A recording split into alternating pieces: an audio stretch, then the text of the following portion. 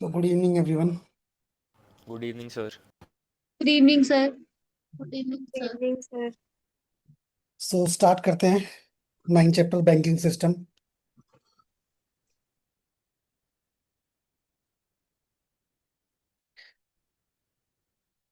सो सबसे पहले इन्होंने जो दिया है बैंक्स वर्सेस एनबीएफसी। एनबीएफसी क्या होता है? Non banking financial companies. हाँ, ठीक है। तो इन्होंने सबसे पहले मेंशन किया है कौन किसके रेगुलेशन करता है, कौन किस पे। क्योंकि बैंक्स में क्या होता है, हमारा एक्ट होता है बैंकिंग रेगुलेशन एक्ट 1949। और एनबीसी के लिए कंपनीज एक्ट प्लस में आरबीआई के कुछ गाइडलाइंस होती है, कुछ रेगुलेशंस होते हैं। तो ये चीज एक ध्यान रखना है कि इसके साथ में आरबीआई जरूर आएगा। ठीक है। डिमांड डिपॉजिट्स की बात करेंगे तो ये एक्सेप्ट करेगा, और यहाँ पर ये नहीं एक्सेप्ट करेगा। सेम फॉर द चेक के लिए, अगर चेक की बात करेंगे तो हम लोग, ये बैंक्स क्या करेगा, इसको एक्सेप्ट करेगा, इशू करेगा चेक को। Yes sir. Yes sir. ठीक है। और ये एनबीएफसी ये चेक्स नहीं को कर क्या करेगा? सकता है, नहीं कर सकता है। ठीक है। तो ये भी एक ध्यान रखना है। फिर एफडीआई का आएगा तो up to 75 4% of the private banks government approval होता है। इसमें 100 का 100% होता है। ठीक है। यहाँ पर अगर पेमेंट एंड सेटलमेंट सिस्टम की बात करेंगे तो ये इंटरनल पार्ट होता है, ये इसका कोई भी पार्ट नहीं होता है। ठीक है। सीआरआर और एसएलआर की बात करेंगे तो इसमें मैंडेटरी होता है, इसके अंदर नहीं होता है। Same for the DIGC deposit insurance के लिए, यहाँ पर 5 लाख तक का एक होता है अमाउंट, और इसके अंदर बिल्कुल भी नहीं होता है। क्रेडिट क्रिएशन के लिए यस मनी वोल्टायर इफेक्ट होता है, यहाँ पर कोई भी क्रेडिट इफेक्ट नहीं होता है इनके अंदर। Transaction services can can provide, ये कांट प्रोवाइड। एक इसके अंदर और भी है। अगर हम लोग बात करें कि जैसे इन्होंने बोला कि भाई नॉन बैंकिंग फाइनेंशियल कंपनीज के अंदर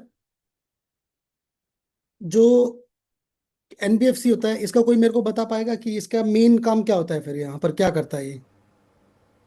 सर जो लोग बैंक से लोन नहीं ले सकते हैं, मतलब जो एलिजिबल नहीं है या जिनके लिए क्राइटेरिया बहुत हार्ड है, उनको लोन्स देता है। हाँ। जैसे ट्रक ड्राइवर्स हो गए, स्मॉल फार्मर्स हो गए, स्मॉल बिजनेसमैन हो गए। हाँ मतलब जैसे ये आजकल जो कंपनी चल रखी है, श्रीराम हो गया, बजाज हो गया, श्रीराम।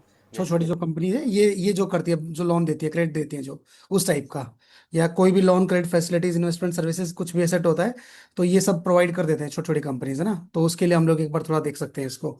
ठीक है। इसका फुल फॉर्म क्या होता है डीआईजीसी का? डीआईसीजीसी क्या होता है ये? Deposit insurance credit guarantee corporation. Corporation. ठीक है। ठीक है। इसके बाद आता है हमारा scheduled banks. Banks listed second schedule RBI act के अंडर में ही आता है। ये भी दो कैटेगरी होती है इसके अंदर, टू कैटेगरीज। एक होता है हमारे पास में शेड्यूल्ड कमर्शियल बैंक्स, एक होता है शेड्यूल्ड कॉर्पोरेटिव बैंक्स। ठीक है, दो तरह के बैंक्स होते हैं। कॉर्पोरेटिव कहाँ पर काम होता करता है? कॉर्पोरेटिव बैंक कौन से होते हैं? जो सर रूरल कोऑपरेटिव। एरियाज पे ज्यादा एक्टिव होते हैं। हाँ, जैसे नबार्ड, सेल्फ हेल्प ग्रुप्स के लिए जो बनता है ना, इस टाइप के हम लोग एग्जाम्पल दे सकते हैं। ठीक है। बेनिफिट्स क्या होता है? Eligible to borrow from RBI. ठीक है। और eligible for clearing houses greater credibility. अब जो हमारा पीएसबी क्या होता है यहाँ पर? Public sector bank. Public sector public banks. Banks, है ना। ये क्या काम करता है? There are 12 public sector banks, FDI up to 20% होता है इसमें। ये क्या काम करता है? इसमें क्या होता है भाई? जो भी पब्लिक सेक्टर बैंक्स होते हैं उसमें गवर्नमेंट ऑफ इंडिया का ओनरशिप होता है, या मेजोरिटी बोल सकते हैं, जो मेजोरिटी कंट्रोल करता है। जैसे एसबीआई हो गया, पीएनबी हो गया, है ना, इस टाइप के, कनारा बैंक हो गया, तो ये सब क्या होते हैं? पीएसबी बैंक्स होते हैं। There are 12 public sector banks. ठीक है। और पीबी क्या होते हैं? Private private bank. Private banks. ठीक है, ये होते हैं हमारे प्राइवेट बैंक, जैसे एचडीएफसी हो गया, एक्सिस बैंक हो गया। दे आर 21 प्राइवेट बैंक, जो एफडीआई 49% ऑटोमेटिक और 74% गवर्नमेंट अप्रूवल के थ्रू आता है इसमें। ठीक है। देर आर सम बैंक्स, ये आपने बहुत बार पढ़ा होगा, rural regional rural banks. RBI act के अंडर 1976 में एस्टेब्लिश हुआ था। ओनरशिप 50% सेंटर का रहता है, 15% इसमें स्टेट का रहता है। स्पॉन्सरशिप बैंक का 35% रहता है। रेगुलेट इसको आरबीआई करता है, क्योंकि आरबीआई आरआरबी एक्ट के थ्रू आया है, लेकिन आरबीआई इसको रेगुलेट करेगा। सुपरवाइज नबार्ड करेगा। इसमें सीआर एसएलआर एप्लीकेबल रहेंगे। जो इसका पीएसएल जो हमारा रहेगा वो रहेगा 75% का टारगेट करेगा। One state one RRB policy, ये अब इसको फोकस कर लेना, ये पूछ सकता है। One state one RRB policy. ये कहा कितने पे? Now now 28। यहाँ पर 28 जो हमारे रीजनल रूरल बैंक्स हैं, उनमें आ गया अक्रॉस 26 स्टेट्स में और 2 यूनियन टेरिटरीज में। Goa and Sikkim have no RRB. Goa और सिक्किम में बिल्कुल भी नहीं है। तो इसलिए इंपॉर्टेंट हो जाता है थोड़ा सा ये। ठीक है। इसके बाद में स्मॉल फाइनेंशियल बैंक्स के बारे में बात करते हैं। उसमें अपना एस एफ बी के बारे में बात होता है। तो ये नचिकेत मोर कमेटी, ठीक है, ये काफी बार पेपर में एक दो बार सीडीएस के एग्जाम में पूछी है, अभी तक तो सीएपीएफ में पूछा है एक बार और सीडीएस में पूछा है। Nachiket Mor committee promotes financial inclusion for the small and marginal farmers, micro enterprises होता है ऑर्गेनाइज्ड सेक्टर के लिए। पीएसएल टारगेट इसका रिसेंटली रिड्यूस किया गया 75% से 60% किया गया है इसमें। ठीक है, AU small financial banks received in principle approval transaction universal bank August 25, first SFB to do so. मतलब कहने का मतलब ये है कि बस मेजर जो हमारा इंपॉर्टेंट है कि 75% से 60% इसका पीएसएल टारगेट इन्होंने रख दिया है। ठीक है, ये ध्यान रखना है इसमें। एसएफजी जो स्मॉल फाइनेंशियल बैंक्स होते हैं, इसमें कुछ और एड कर सकते हैं हम लोग अभी। सर क्या क्रेडिट काम करता कार्ड्स है? का डिपॉजिट्स का बता सकते हैं? हाँ बताओ। मतलब क्रेडिट कार्ड्स इशू कर सकते हैं, डिपॉजिट्स हो सकते हैं, मतलब डिमांड डिपॉजिट्स कर सकते हैं, उसकी कोई लिमिट भी नहीं होती है। हाँ हाँ, ठीक है, तो एक ये भी पॉइंट होता है। इसके बाद में एक पेमेंट बैंक हमारे पास में, ये भी नचिकेत मोर कमेटी 2014 में आया है। ये भी कैन नॉट गिव लोन्स, ये लोन नहीं दे सकते हैं। Can not issue credit card, ये क्रेडिट कार्ड इशू नहीं कर सकते हैं। कैन इशू डेबिट कार्ड्स, सिर्फ ये क्या करेंगे, डेबिट कार्ड इशू करेंगे। 5 एक्टिव पेमेंट बैंक्स जो कि एयरटेल, फिनो, जियो, एनएसडीएल, इंडिया पोस्ट। तो ये सब याद रखने वाली चीज़ है, क्योंकि पेमेंट बैंक के ऊपर क्वेश्चन पूछ सकता है। तो हमारे पास में ये ना तो कोई भी लोन प्रोवाइड करेगा, ना ही कोई क्रेडिट कार्ड प्रोवाइड करेगा, ये सिर्फ डेबिट कार्ड प्रोवाइड करेगा। और अभी तक हमारे पास में 5 एक्टिव पेमेंट बैंक्स हैं जो मेजरली यूज करते हैं पेमेंट बैंक का। वो हम इंडिया पोस्ट वाला करते हैं, जो इंडियन पोस्ट का होता है, पोस्ट ऑफिस वाला होता है। 75% हमारा demand deposit must be government securities और ट्रेजरी बिल्स के अंदर होता है। रिमेनिंग 25% हमारा शेड्यूल कमर्शियल बैंक के अंदर होता है। Indian post payment 100% government owned होता है, इसलिए हम लोग गवर्नमेंट ओन्ड पे पोस्ट पेमेंट बैंक पे ज्यादा फोकस करते हैं। क्योंकि आपने एयरटेल और ये फिनो जियो का इतना नहीं सुना होगा, लेकिन आप लोगों ने इंडियन पोस्ट का जरूर सुना होगा यहाँ पर। ठीक है, अर्बन कॉर्पोरेटिव बैंक्स, यूसीबीज, ये आरबीआई रेगुलेट करता है इसको, बैंकिंग रेगुलेशन एक्ट 1949 के थ्रू। ठीक है, अमेंडमेंट 1966 में हुआ था। फिर इसके बाद में हमारे पास में national federation of urban corporative banks and credit societies limited. ये क्या करता है, एक हमारे पास में जो भी सेल्फ रेगुलेटरी ऑर्गेनाइजेशन होती है for UCBs under ministry of corporation, किसके अंडर में, मिनिस्ट्री ऑफ कॉर्पोरेशन के अंडर में। ठीक है, operates as NBFC regulated by the RBI, यहाँ पर ही बताया था आरबीआई के अंडर में। इसमें पीएसएल हमारा 60% होता है टोटल। लाइक पीएसएल क्या होता है, priority sector lending. Private sector कौन लेंडिंग। कौन से क्या क्या चीज आ जाती है इसके अंदर, प्राइवेट सेक्टर लेंडिंग के अंदर? Sir education and agriculture farmers को, हम्म। हाँ, बीकर सेक्शंस जो agriculture, other society. Education, MSME, housing, ये सब चीजें आ जाएंगी। ठीक है, इसके बाद में रूरल कॉर्पोरेटिव बैंक्स की बात करेंगे तो शॉर्ट टर्म, यहाँ पर हमारा शॉर्ट टर्म रहेगा। शॉर्ट टर्म एसटीसी भी क्या होता है, ये state state corporative banks. Cooperative banks. ये क्या होता है, एपेक्स, एपेक्स बॉडी की तरह हम लोग इसको देखते हैं। इसके बाद में हमारा D double C B, district के अंदर क्या होता है, ये district central, district cooperative bank. Central corporative bank. ठीक है, इसके बाद पैक्स क्या होता है विलेज के अंदर हमारा, primary agricultural credit society. Primary agriculture credit society. ठीक है, लॉन्ग टर्म इसने क्या दिया, SCRABD क्या होता है, ये state corporative agriculture and rural development bank. ठीक है, फिर लैंड बैंक्स की बात करता है, ड्यूल रेगुलेशन होता है, कौन, आरबीआई प्लस में स्टेट गवर्नमेंट काम करती है दोनों। और PACS regulated only by the state government, ये ध्यान रखना कि हमारे जो भी ये विलेज वाले काम होते हैं, ये स्टेट गवर्नमेंट ही यहाँ पर रेगुलेट करती है। ठीक है, किसके, register of the corporative societies के अंडर में। तो ये पेमेंट, ये जितने भी हमारे पास में इंपॉर्टेंट बैंक के टाइप है, ये काफी इंपॉर्टेंट हो जाते हैं, पेपर में क्वेश्चन पूछ सकता है ऐसा एक, है ना। डेवलपमेंट फाइनेंशियल इंस्टीट्यूशंस, कौन कौन से, एग्जिम बैंक, सुना है, ये क्वेश्चन आया भी है एक बार, ऐसा कुछ किसी ऑप्शन ने पूछा भी है। क्या होता है ये, एक्सपोर्ट इंपोर्ट बैंक। हाँ 100% गवर्नमेंट ओन्ड होता है। और इसमें हम लोग डायरेक्ट टू एक्सपोर्टर और इम्पोर्टर्स के बारे में बात कर सकते हैं, डायरेक्ट दे सकते हैं। नाबार्ड का सबको पता है, self help groups, corporative banks, इनके लिए। तो रीफाइनेंस ऑफ द आरआरबीज, फिर उसके बाद में कॉर्पोरेटिव बैंक्स होता है, not direct lending to individuals, 100% government owned होता है। Operate RDIFs. ठीक है, आरडीएफ क्या होता है, रूरल इंफ्रास्ट्रक्चर डेवलपमेंट फंड। ठीक है, रूरल इंफ्रास्ट्रक्चर डेवलपमेंट फंड ये होता है। नेशनल, अब ये नेशनल हाउसिंग बैंक क्या होता है, 1998 में आया। Refinance to the housing financial companies, एचएफसीज एंड बैंक्स, 100% गवर्नमेंट ओन होता है। Operates UIDF. ठीक है, सिडबी, ये सब ने पढ़ रखा है, सिडबी 1990 में आया था। अपना प्राइमरी रेफरेंसेस बैंक्स के अंदर होता है, NBFCs and some direct lending किसके थ्रू, एमएसएमई के थ्रू। कौन उन करता है, नबार्ड, एसबीआई और एलआईसी, 3 जगह से ऑन होता है सिडबी। ठीक है, ये ध्यान रखना, ये 3 जगह पे है ऑन बाई, नबार्ड, एसबीआई और एलआईसी। इसके बाद मुद्रा, मुद्रा सबने पढ़ा है, सब्सिडरी ऑफ द सिडबी। उसके बाद में refinancing agency for the banks, NBFCs, MFIs, ये सब चीजों के लिए। इसमें क्या होता है हमारे पास में, तीन तरह की कैटेगरी होती है। शिशु अप टू 50,000 तक, किशोर में 50,000 से 5 लाख तक, तरुण में 5 लाख टू 10 लाख, और तरुण प्लस में 10 लाख टू 20 लाख। ठीक है, तो एक ही अपना इसके अंदर ये ध्यान रखना, small and micro non farm enterprises के अंदर ये हमारे पास में देयर आर 4 कैटेगरीज। ये प्लस का मुझे भी अभी नहीं पता था, मैंने भी देखा है, तो मेरे को तीन पता है, शिशु, किशोर और तरुण। ठीक है, तो प्लस भी एक इसके अंदर 10 to 20 लाख तक।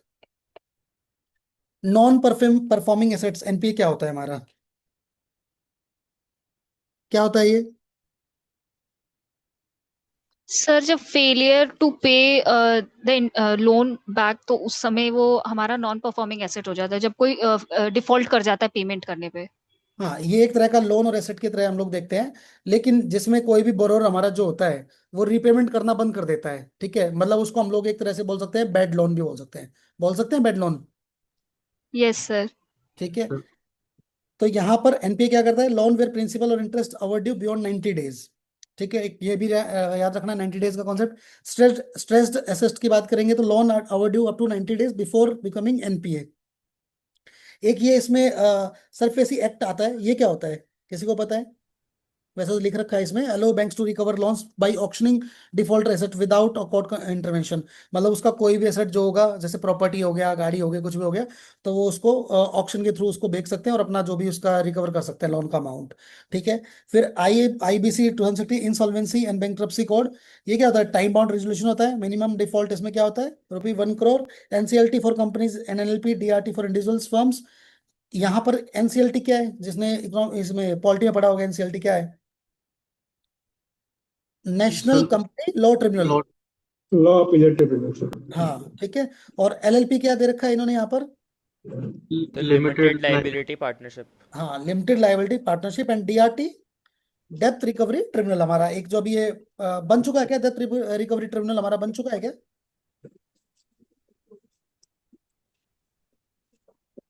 बताओ, ऐसा कुछ बना है क्या? आई थिंक अभी ये प्रपोजल में है, अभी बना नहीं है, चल रहा है इस पे कुछ चीज। ठीक है, एक मिनट भाई।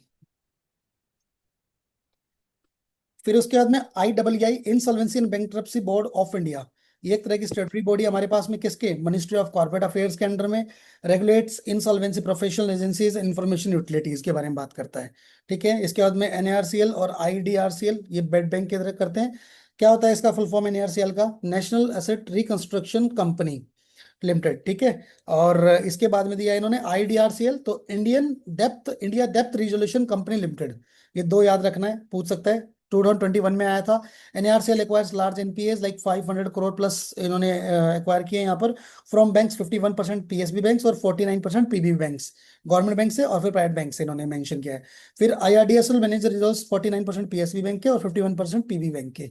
तो ये डाटा थोड़ा सा इंपॉर्टेंट हो जाता है, लेकिन इतना डेप्थ में पूछेगा नहीं, लेकिन फिर भी थोड़ा सा आप लोगों को, क्योंकि बेड बैंक के थ्रू है, बेड बैंक पे ऑलरेडी एक बार यूपीएससी ने क्वेश्चन पूछ रखा है।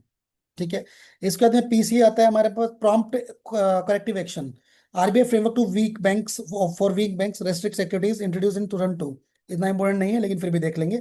एक हमारे पास में इंपॉर्टेंट टर्म निकल के आया यहाँ पर, बैंक नेट करके, ये ऑनलाइन पोर्टल है by the PSB alliance private limited. ठीक है, जो भी हमारे पब्लिक सेक्टर बैंक्स होते हैं उनका अलायंस हुआ है प्राइवेट लिमिटेड के साथ में, for e auction of assets attach by the PSBs. E auction करने के लिए, ठीक है, उनके जो एसेट्स होते हैं उनके लिए ये ई ऑक्शन करने के लिए क्या है। बेसल नॉर्म्स के बारे में पता है किसी को, एक बार बताओ बेसल नॉर्म्स होते क्या हैं ये? सर बेसिकली हेल्दी और गुड बैंकिंग मतलब हैबिट्स के लिए होते हैं कि जैसे जैसे अभी हमने देखा कि सार्फीसी एक्ट था, तो वहाँ पे लोन्स बैड लोन्स में कन्वर्ट हो गए थे, तो ये सब नाउ इसलिए बेसिल नॉर्म्स बने हैं, हाँ, तो एक एक वर्ल्ड तरह वाइड का ये, स्टैंडर्ड। हाँ एक तरह का हमारा क्या करता है Basel norms, international banking regulation है। ठीक है, ये जो भी करता है लाइक बैंक्स को फाइनेंशियली स्ट्रॉन्ग करता है और उनको स्टेबल बनाने के लिए बनाए गए हमारे बेसल नॉर्म्स। सही बोल रहा हूँ? Yes sir. ठीक है, तो BIS, banks for international settlements, 1930 में एस्टेब्लिश हुए थे, स्विट्जरलैंड में इसका हेडक्वार्टर है। And then 63 central banks members हैं इनके। इसके बाद आरबीआई ने ज्वाइन किया है 2013 में। इसका ऑब्जेक्टिव क्या है, international monitoring financial stability.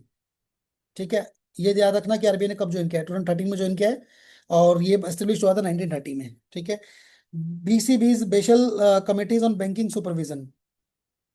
Under bank of international settlements sets Basel norms, Basel first हो गया 1988 में, बेसल सेकंड 2004 में, बेसल थ्री 10 में, applies the SCBs excluding RRB, SFB and PB. ठीक है, मतलब एससीबी मतलब शेड्यूल्ड कमर्शियल बैंक्स हमारे, और एक्सक्लूडिंग कौन कौन से बैंक्स है इसमें, रीजनल रूरल बैंक हो गया, स्मॉल फाइनेंशियल बैंक्स हो गए, एंड देन पेमेंट बैंक हो गए। ठीक है, इसके बाद बेसल थ्री की रेशियोज के बारे में बात किया है। तो इन्होंने सीआरआर जो capital to risk weighted asset ratio है वो मिनिमम हमारा 8% ऑफ आरडब्ल्यू है, capital conservation buffer 2.5 of RW है। देन इसके बाद में यहाँ पर काउंटर साइकिल कैपिटल बफर 0 से 2.5%, leverage ratio 3%, LCR liquidity ratio and FCR net suitable funding ratio. तो इसके कुछ की पॉइंट्स हैं, इतना डेप्थ में याद करने का नहीं है, लेकिन आपको एक ओवरव्यू पता होना चाहिए किसके लिए काम कर रहा है। इसके बाद हमारा आता है प्रायोरिटी सेक्टर लेंडिंग, पीएसएल। ठीक है, पीएसएल हमारा यहाँ पर क्या काम करता है, बताएगा कोई? पीएसएल क्या करता है? सर सर कुछ जो प्रायर क्रूशियल सेक्टर्स होते हैं वहां पे प्रायोरिटी लेंडिंग करते हैं बेसिकली। हाँ ठीक है, मतलब आरबीआई बैंक्स को मैंडेट करता है बेसिकली, वो अपने जो भी टोटल लेंडिंग का सर्टेन पोर्शन होता है वो प्रायोरिटी सेक्टर्स को दे देता है। करेक्ट है यस सर। ना? इसके बाद mandatory lending targets by the RBI to ensure credit flows to specific sectors. इसकी गाइडलाइंस इशू कौन करता है? बैंकिंग रेगुलेशन एक्ट 1949 के थ्रू होती है। Applies to banks not NBFCs, only banks पे अप्लाई होता है, एनबीएफसीज पे नहीं होता है। Indirect loans to NBFC lending to PSL categories also count PSL target. इतना इंपॉर्टेंट लाइन नहीं है, ये लाइन इंपॉर्टेंट है पीएसएल सर्टिफिकेट्स के बारे में, पीएसएलसीज के बारे में। ये ट्रेडेबल होते हैं, bank exceed target sell can sell to bank failing short. Trade to RBI e Kuber portal, ये इंपॉर्टेंट हो गया, ये पूछ सकता है ई कुबेर पोर्टल किसके रेफरेंस से आता है, तो पीएसएल सर्टिफिकेट से रेफरेंस से आएगा, पीएसएल सर्टिफिकेट्स के रेफरेंस से हमारा ई कुबेर पोर्टल भी आता है यहाँ पर। Does not transfer loans assets on risk, it still unable to meet target shortfall deposit to IIDF and UIDF। ठीक है, इसके बाद कुछ बैंक के टाइप बताएं और पीएसएल का उन्होंने रेशियो बताया, यहाँ पर क्या क्या टारगेट रखा गया था। तो डोमेस्टिक कमर्शियल बैंक्स प्लस में फॉरेन बैंक्स 20% ब्रांचेज है, 40% उसका टारगेट रखा गया है। फॉरेन बैंक्स का यहाँ पर 20 ब्रांचेस हैं, उसके बाद 40% का टारगेट रखा गया है, 32% एक्सपोर्ट के लिए और 8% पीएसएल के लिए। इसके बाद आरआरबी के लिए 75%, हमने ऊपर भी पढ़ा था अभी। स्मॉल फाइनेंशियल बैंक के लिए 60%, ये हमने ऊपर पढ़ा है अभी। अर्बन लोकल कॉर्पोरेटिव बैंक के लिए 60%, ये तीनों हमने ऊपर पढ़े हैं अभी। इसके बाद वीकर सेक्शन के लिए उसने बताया यहाँ पर 12%, एग्रीकल्चर स्मॉल मार्जिनल्स के लिए 10, एग्रीकल्चर अदर फार्मर्स 8%, माइक्रो के लिए 7.5, other SME education renewable exports के लिए 2.5, टोटल हमारा 14% ऑफ द एनबीसी के रेफरेंस में। एनपीसीआई एंड पेमेंट सिस्टम्स, क्या होता है इसका फुल फॉर्म एनपीसीआई का? National payments corporation of India. ठीक है, payment system umbrella organisation for retail payment settlement system in India होता है। किसका इनिशिएटिव है? आरबीआई प्लस में आईबीए। आईबीए क्या होता है? Indian bankers association. Indian bankers association. तो ये चीज याद रखना है कि एनपीसीआई और पेमेंट सिस्टम जो भी होते हैं हमारे, इनिशिएटिव किसका है? ये आरबीआई का है और आईबीए का है। किसके साथ में, किसके अंडर में आएगा? Payment and settlement system of act 2007। ये कोई स्टेचुटरी बॉडी नहीं है, ठीक है, incorporated non profit under section 8 companies act के अंडर में इसको मेंटेन किया गया है। कोई भी स्टेचुटरी बॉडी नहीं है ये चीज याद रखना है आपको। अभी तक स्टेचुटरी बॉडी हमारी कितनी आई है? एक ही आई है ना?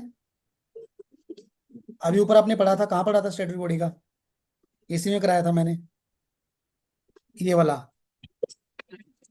ठीक है, IBBI, insolvency bankruptcy board of India, it's a स्टेटरी body. ठीक है, एक ये ध्यान रखना है आपको।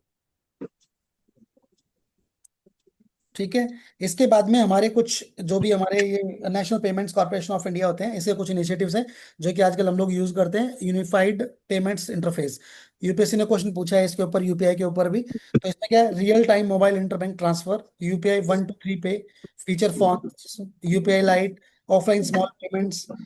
और नामीबिया में first African country to adopt UPI. देख लो, ये भी एक याद रखने वाला है। नामीबिया के अंदर हमारा फर्स्ट यूपीआई जिसने अडॉप्ट किया है, फर्स्ट अफ्रीकन कंट्री है। ठीक है, UPI accepted in Bhutan, Nepal, Sri Lanka, Mauritius, Singapore, France and UAE, Qatar, इनमें भी यूपीआई अभी एक्सेप्ट हो गया है।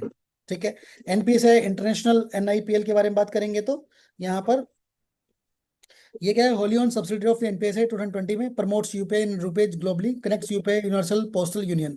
किसके साथ में कनेक्ट कर रहा है? यूनिवर्सल पोस्टल यूनियन के साथ में कनेक्ट कर रहा है, ये ध्यान रखना है। रुपे सबने सुना है, डोमेस्टिक कार्ड पेमेंट्स नेटवर्क होता है, वीजा और मास्टर कार्ड ये जनरेट करते हैं।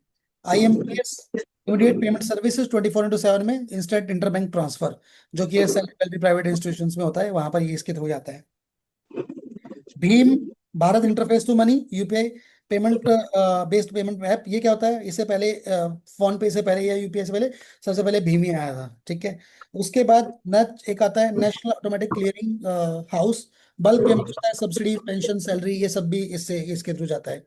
इसके बाद AePS, Aadhaar enabled payment system, Aadhaar based banking for the rural unbank. आजकल देख रहे हैं आप जगह जगह पे शॉप ओपन हो रखी है जहां पर वो आधार के थ्रू आपके पैसे विड्रॉ कर देते हैं, ठीक है। Double BPS, Bharat bill payment system, internal bill payment होता है। एक फास्टैग जो हमारा आजकल चलता है नेशनल इलेक्ट्रॉनिक टोल कलेक्शन के लिए, इलेक्ट्रॉनिक टोल। सीटीएस यहाँ पर है, सीटीएस में मेंशन किया इन्होंने, cheque transaction system, image based cheque clearing replaces physical cheque flow के रेफरेंस में सीटीएस मेंशन किया है। NFS, national financing switch connects ATM across India. E rupee, digital voucher via SMS और QR code, prepaid purpose link welfare delivery, not a currency. इसके through बहुत सारा अभी like क्या होते हैं वो फ्रॉड हो रहा है ई रूपी के साथ में। CBDC, central bank digital currency, digital रूपी और ई रूपी। सबसे पहले क्या है, digital form of Indian physical रूपी। ये एक डिजिटल फॉर्म है, किसने इशू किया, आरबीआई ने किया, लीगल टेंडर के through, liability of RBI. Non interest bearing fungible and then finality of the settlement. Wholesale CBDC क्या होता है, for financial institution and intermediates के बारे में होता है। रिटेल में क्या करता है, person to person digital transactions करते हैं, ठीक है। प्रोजेक्ट एम्ब्रिज, काफी इंपॉर्टेंट है ये वाला टर्म, प्रोजेक्ट एम्ब्रिज। किसके अंडर में आता है, सबसे पहले तो आपको पता होना चाहिए कि ये सीबीडीसी क्या है, उसमें आता है multi central bank initiatives for cross border CBDC payments, led by the BIS innovations hub in with China, Thailand, UA, Hong Kong. इन्होंने 4 कंट्री के नाम दिया, लेकिन काफी इंपॉर्टेंट होता है प्रोजेक्ट एम्ब्रिज, ये याद रखना है भाई, स्टार मार्क किया मैंने इसको। Payment regulatory board and digital payments index. Payment regulatory board क्या होता है, किसको रिप्लेस किया है इसने, बीपीडब्ल्यूएस को। ये क्या था पहले, बीपीडब्ल्यूएस क्या था, board for regulation and supervision of payments and settlement systems, ठीक है। स्टेटरी body under payment and settlement act 2007, 6 members होते हैं। ये भी फिर से देखो एक यहाँ पर पेमेंट रेगुलेटरी बोर्ड क्या है, स्टेटरी बॉडी के रेफरेंस में दिया इन्होंने। एंड 6 मेंबर्स थे, RBI governor as a chairman रहेगा, डिप्टी गवर्नर रहेगा, आरबीआई ऑफिशियल रहेगा, 3 मेंबर ये हो गए, एंड 3 गवर्नमेंट नॉमिनीज रहेंगे हमारे इसमें। कल हमने एक और पढ़ा था ना ऐसा कुछ, जिसमें 6 मेंबर थे। एमपीसी एमपीसी पढ़ा था। हाँ, ठीक है, उसमें भी 6 मेंबर थे। मीट्स ट्वाइस अ ईयर, 10 और 4 है, उसमें कितनी बार मिलने का टाइम था उसके अंदर, 4 बार। 4 बार, ठीक है। फिर डिजिटल पेमेंट इंडेक्स किसने रिलीज किया है, आरबीआई ने, सेमी एनुअली करता है इसको रिलीज। बेस पीरियड इसका 18 था, 100 पैरामीटर्स के ऊपर। Payment enables infrastructure demand supply, payment performance and consumer centricity.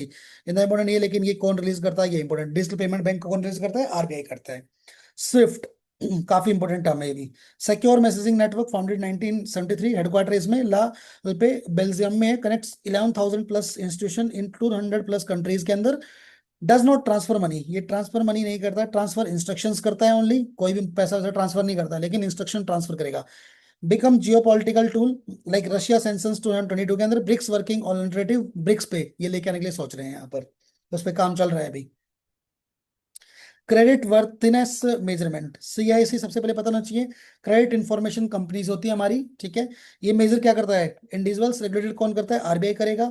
Example CIBIL हो गया, एक्सपीरियन हो गया, इक्विफैक्स हो गया, सीएफआई, सीआरएफ, हाईमार्क हो गया। तो ये आपको कुछ चीजें याद रखनी है, इसके अंदर कौन कौन से एग्जांपल्स है सीआईसी के, क्रेडिट इंफॉर्मेशन कंपनीज के। सीआरए, क्रेडिट रेटिंग एजेंसीज क्या होता है, measure credit worthiness of the companies और गवर्नमेंट, उसमें इंडिविजुअल के लिए था, और यहाँ पर सीआरए में हमारा कंपनीज और गवर्नमेंट के लिए था। कौन रेगुलेट करेगा इसको, उसको आरबीआई कर रहा था, इसको सीबी करेगी। ये 2 चीज याद रखना है भाई। CRISIL, CARE, ICRA, Brickworks. Then इसके बाद में हमारे पास में, अच्छा, स्विफ्ट का फुल फॉर्म कोई बता पाएगा, हमने स्विफ्ट तो पढ़ दिया लेकिन इसका फुल फॉर्म नहीं बताया था, याद आया मेरे को अभी। Society for world wide interbank financial telecommunication, ठीक है, ये भी याद रखना है भाई। Society for world wide interbank financial telecommunication. FSIB, Financial Services Institution Bureau, set up 2022, replaced Bank Board Bureau, selects top official MD, CEO, directors for PSB, public sector, F5s, ठीक है, ये ध्यान रखना। Financial fraud risk indicator, risk based metric by department of telecommunications DOT. इसके बाद classifies mobile numbers as medium, high, very high fraud risk.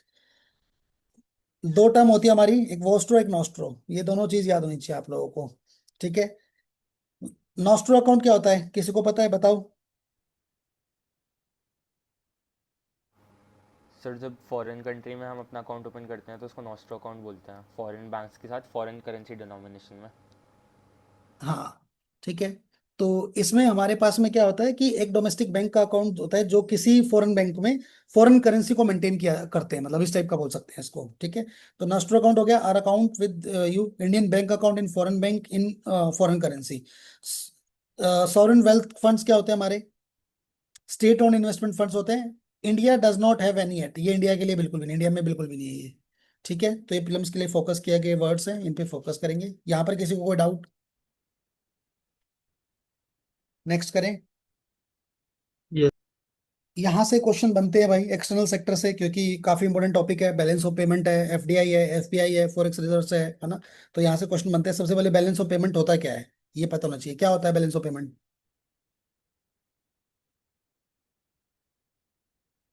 Sir एक country का पूरे रेस्ट ऑफ द वर्ल्ड के साथ जो ट्रेड होता है उसकी बैलेंस शीट होती है। हाँ, कोई भी एक कंट्री और कोई भी रेस्ट ऑफ द वर्ल्ड, मतलब कंट्री और कोई रेस्ट ऑफ द वर्ल्ड के बीच सारे इकोनॉमिक ट्रांजेक्शन जो भी होते हैं उनका रिकॉर्ड होता है किसी एक स्पेसिफिक पीरियड के अंदर, ठीक है। जैसे ट्रेड हो गया, सर्विसेज हो गया, इन्वेस्टमेंट्स हो गया, रेमिटेंसेस हो गया, कैपिटल फ्लोज हो गया, उसका रेफरेंस के तौर पे हम लोग उसको बोलते हैं बैलेंस ऑफ पेमेंट, ठीक है। अगर मैं इसमें अकाउंट की बात करूं तो account, there are certain accounts. सबसे पहले करंट अकाउंट होता है जिसमें गुड्स होते हैं और विजिबल होते हैं। ये किसके अंदर होता है, exports imports of physical goods के बारे में बात करेगा। क्या इंडिया का स्टेटस है इसमें, ट्रेड हमारा डेफिसिट होता है यहाँ के यहाँ पर, ठीक है। अगर करंट सर्विसेज इंडिविजुअल्स की बात करूंगा तो IT, tourism, finance, transport services की हमारा ट्रेड यहाँ पर सरप्लस होता है, ठीक है।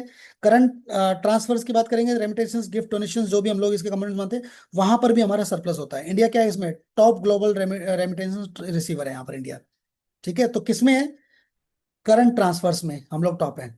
देन कैपिटल एफडीआई की बात करेंगे। एफडीआई मतलब फॉरेन डायरेक्ट इन्वेस्टमेंट की। तो investment to acquire, management, control. क्या इन्फ्लोज है, सिंगापुर का 30% है, मॉरिशस का 17% है, यूएस का 11% है। देन 17 बिलियन 23-24 था, अभी 18 बिलियन 24-25 में है, ठीक है, उस टाइप का।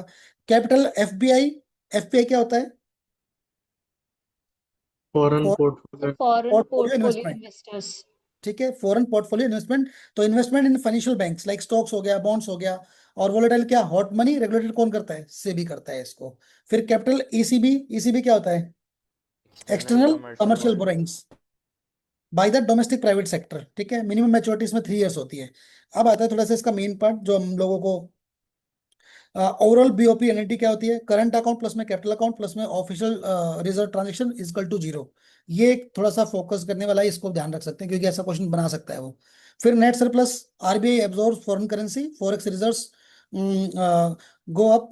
नेट डेफिसिट क्या होगा, RBI releases foreign currency, forex reserves go down. तो ये दो कंडीशन बनती है कि हमारा जब नेट सरप्लस होता है तो आरबीआई क्या करेगा, फॉरेन करेंसी को एब्जॉर्ब करेगा और वहां पर फॉरेन रिजर्व्स हमारे गो अप मतलब हो जाएंगे। फिर नेट डिफिसिट में आरबीआई रिलीजेस फॉरेन करेंसी करेगा, जो फॉरेन हमारे डाउन हो जाएंगे, गिर जाएंगे, ठीक है। ये लास्ट डाटा था किसके अंदर, लाइक मर्चेंडाइज एक्सपोर्ट्स के अंदर हमारा 37 बिलियन हमारे डॉलर थे, है ना। 1.48% ऑफ ग्लोबल गुड सर्विस से एक्सपोर्ट। सर्विस में हमारा 387, 4.3। वो अब इसमें नहीं पूछेगा, वो यहाँ पर रेशो में पूछता है, जब हमेशा पूछता है तो कुछ ऐसा, ठीक है। मर्चेंडाइज इंपोर्ट्स के बारे में बात करेगा, 2.8% ऑफ ग्लोबल इंपोर्ट्स की बात करेंगे। सर्विस में 2% हो गया। टॉप ट्रेडिंग पार्टनर्स कौन से होते हैं, ये पूछ सकता है यहाँ पर अगर पूछना चाहेगा तो सबसे पहले यहाँ पर यूएसए, देन फिर चाइना, फिर यूएई, रशिया, सऊदी, ये सब है, ठीक है। टॉप एक्सपोर्ट यहाँ पर हमारा डेस्टिनेशन, तो US, UAE, Netherlands, UK, China type का। टॉप इंपोर्ट में China, Russia, USA, UAE, US और सऊदी। लार्जेस्ट ट्रेड डेफिसिट किसके अंदर हमें आ रहा है यहाँ पर, चाइना, रशिया, यूएई, इराक और स्विट्जरलैंड। तो ये आपको याद रखने पड़ेंगे, ये वैसे नहीं होगा, कम से कम 2 से 3 बार पढ़ोगे तभी जाके ये चीजें याद रहेंगी आपको। देन इसके बाद में लार्जेस्ट ट्रेड सरप्लस किसके साथ में, यूएस, नीदरलैंड, बांग्लादेश, नेपाल और श्रीलंका यहाँ पर, ठीक है। मेजर आइटम्स यहाँ पर हमारे साथ में क्या रहेंगे, मेजर आइटम्स में मेजर इंपोर्ट्स हमारा like crude oil, gold, electronic, semiconductors, machinery, capital goods, vegetable oils, fertilizers, pulses. And then major exports में petroleum products, engineering goods, gems and jewellery, drugs, pharmaceuticals and then textiles, marine products. Exchange rate system, ये क्या होता है? Exchange rate system क्या होता है, कोई बताएगा? सर एक दो करेंसीज में क्या रेशो रहेगा या कैसे एक्सचेंज होगा उसका सिस्टम है बेसिकली, या हाँ, एक मतलब के एक वैल्यू करेंसी की अगेंस्ट वैल्यू दूसरे दूसरी के। करेंसी के टर्म्स में कैसे रहेगी, लाइक यस। अगर हम लोग $1 की बात करेंगे तो कितना रुपए चल रखा है अभी, लाइक 85 87 जितना भी चल रखा है उसके बेसिस पे, तो दोनों करेंसी दिखी हम लोगों को। ठीक है, तो इसमें हमारे पास में कितने तरह के होते हैं एक्सचेंज रेट सिस्टम, कितने तरह के होते हैं? There are 5 types of system. सबसे पहले फिक्स्ड एक्सचेंज रेट क्या होता है? ये रेट सेट बाय द कौन करता है? सेंट्रल बैंक करता है, not market determine. Market determine नहीं होता, लेकिन सेंट्रल बैंक इसको रेट सेट करता है इसका।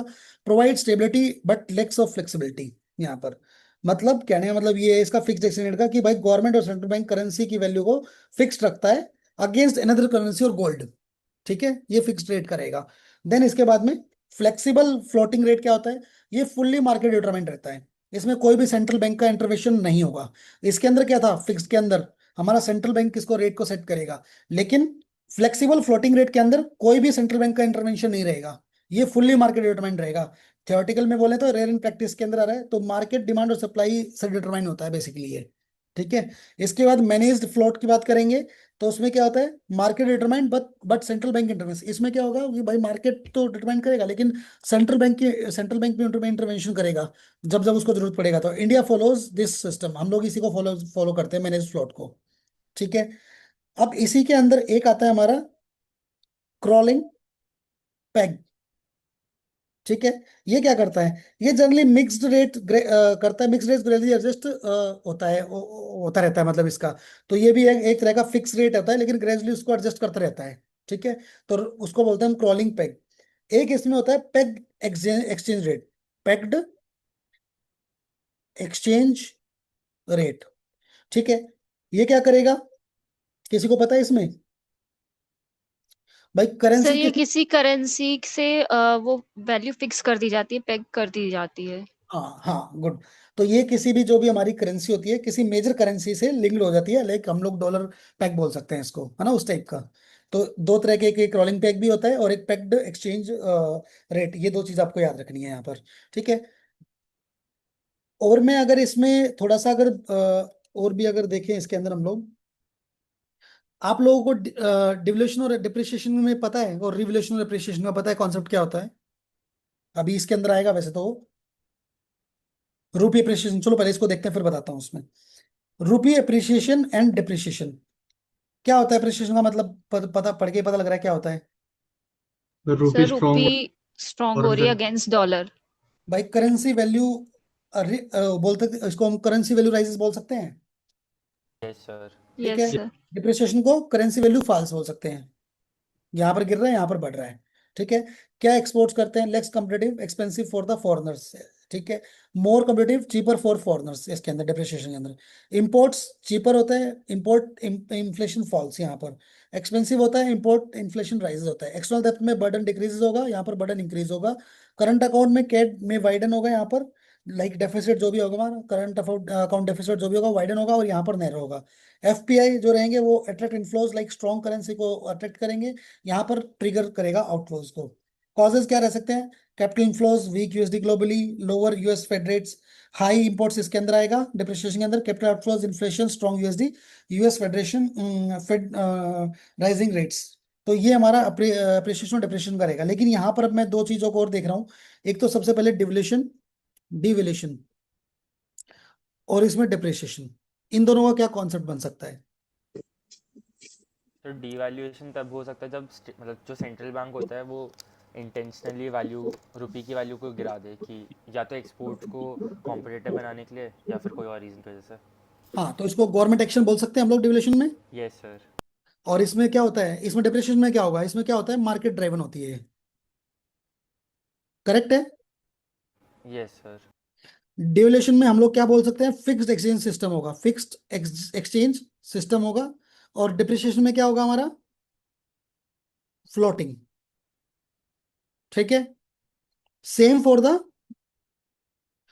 रीवैल्यूएशन, रीवैल्यूएशन और एप्रिसिएशन। इन दोनों का बताओ, रीवैल्यूएशन और एप्रिसिएशन का। तो रिवैल्यूएशन गवर्नमेंट एक्शन हो जाएगा और हाँ एप्रिसिएशन मार्केट डिटरमाइन ये करेगा। ऑफिशियल इंक्रीज करता है, यहाँ पर ये एप्रिसिएशन में मार्केट इंक्रीज करेगा, ये डिफरेंस है दोनों। ठीक है, एक ये भी आपको ध्यान रखना है इसमें। इसके बाद में हमारे पास में आता है नीर और रीर। क्या काम करता है नीर, तो पेपर में क्वेश्चन पूछा है, बताओ इसमें।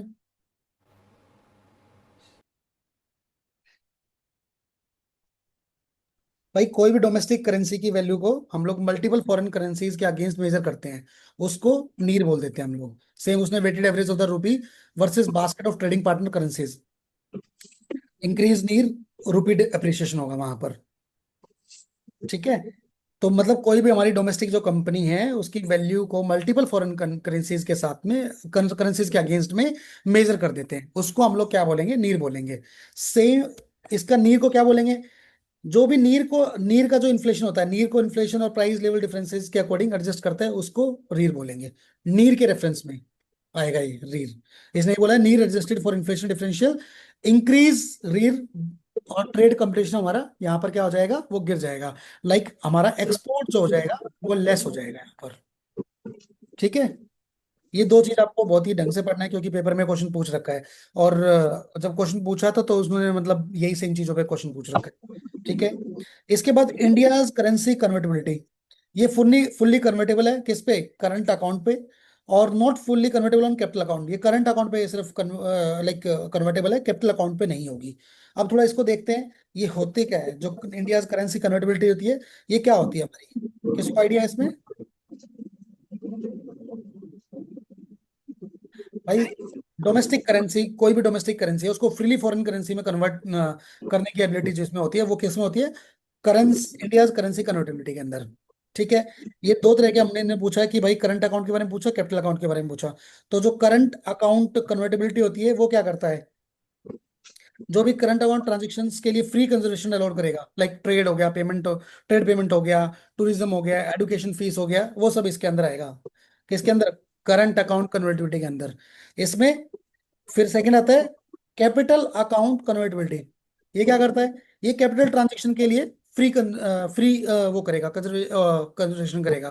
लाइक इन्वेस्टमेंट्स की बात करेंगे, फॉरेन एसेट्स की परचेज की बात करेंगे, कैपिटल ट्रांसफर्स की बात करेंगे, तो वो आएगा सीएसी में, इसमें हमारा कैपिटल अकाउंट कन्वर्टिबिलिटी में। और यहाँ पर करंट अकाउंट कन्वर्टिबिलिटी में हमारे जो भी फ्री कंजर्वेशन अलाउड थे वो सीए मतलब ट्रांजेक्शन के लिए, ट्रेड पेमेंट्स टूरिज्म उनके सब के लिए था। ठीक है, ये डिफरेंस एक याद रखना है। इसके बाद आता है फैक्टर्स इन्फ्लुएंसिंग एक्सचेंज रेट।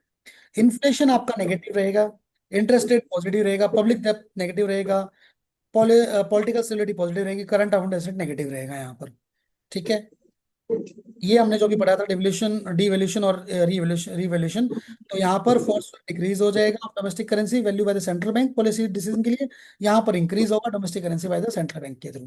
ठीक है, फॉरेक्स रिजर्व्स क्या होते हैं, फेब 2026 में फॉरेक्स रिजर्व्स क्या होते फॉरेन एक्सचेंज के रिजर्व्स विद सेंट्रल गवर्नमेंट, मतलब सेंट्रल बैंक। हैं, एज ए मतलब फॉरेन एसेट्स के, इसको बोल सकते हैं, फॉरेन एसेट्स बोल सकते हैं हम लोग इसको। यस ठीक है, सर। इसको कौन होल्ड करता है, आरबीआई। Sir RBI RBI. ठीक है, इसको हम लोग आरबीआई इसको होल्ड करता है भाई।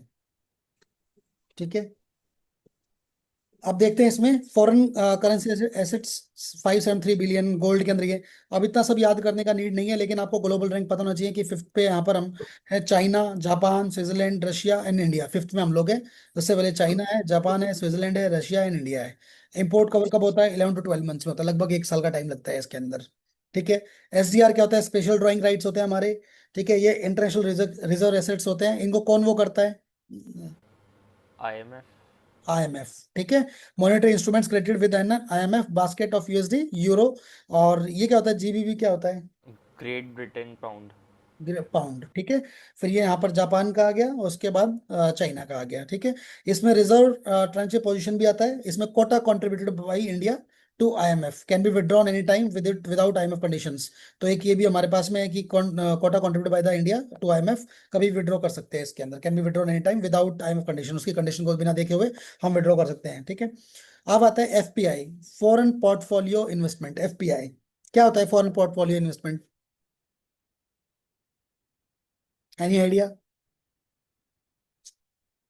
सर इसमें ये बोनस वगैरह बॉन्ड नहीं लगता। यील्ड्स सर ये बताओ। बॉन्ड यील्ड्स को देख के मतलब अट्रैक्ट करते हैं, जो जहां पे भी इनको ज्यादा अच्छे रिटर्न्स मिलते हैं एफपीआई इन्वेस्टमेंट्स उस कंट्री में जाते हैं। हम्म, मतलब किसी भी फॉरेन इन्वेस्टर्स के थ्रू किसी कंट्री के फाइनेंशियल एसेट्स में इन्वेस्टमेंट, जैसे शेयर बॉन्ड्स डिबेंचर्स इनमें इन्वेस्टमेंट करता है, तो वहां पर ये एफडीआई होता है। फॉरेन पोर्टफोलियो इन्वेस्टमेंट बोलते हैं उसको। सेम ये बोला है, investment in financial securities without acquiring significant control, six returns, capital gains, dividends. ठीक है, इसको हम लोग हॉट मनी भी बोलते हैं यहाँ पर। ड्यू टू हाई वोलेटिलिटी के लिए इसको हम लोग हॉट मनी बोलते हैं।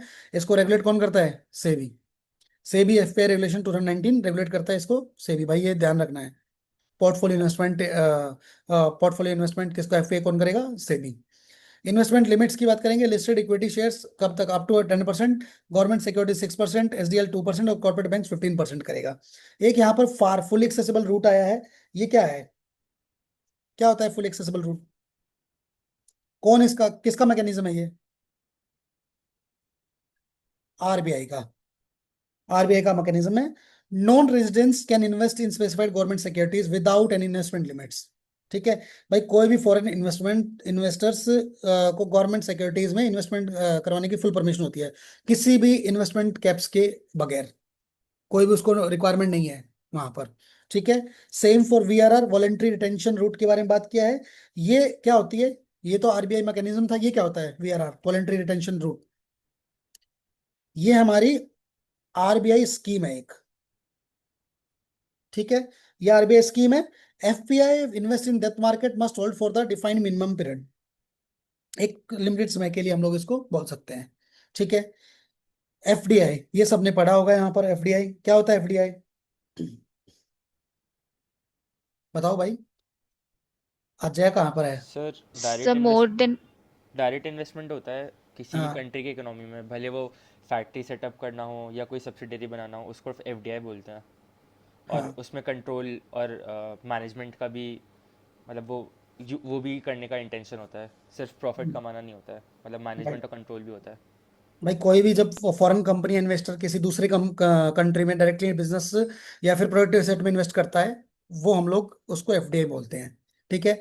जैसे एप्पल का अगर मैन्युफैक्चरिंग बताऊं मैं इन्वेस्टमेंट, तो क्या वो एफडीआई में कैलकुलेट होगा?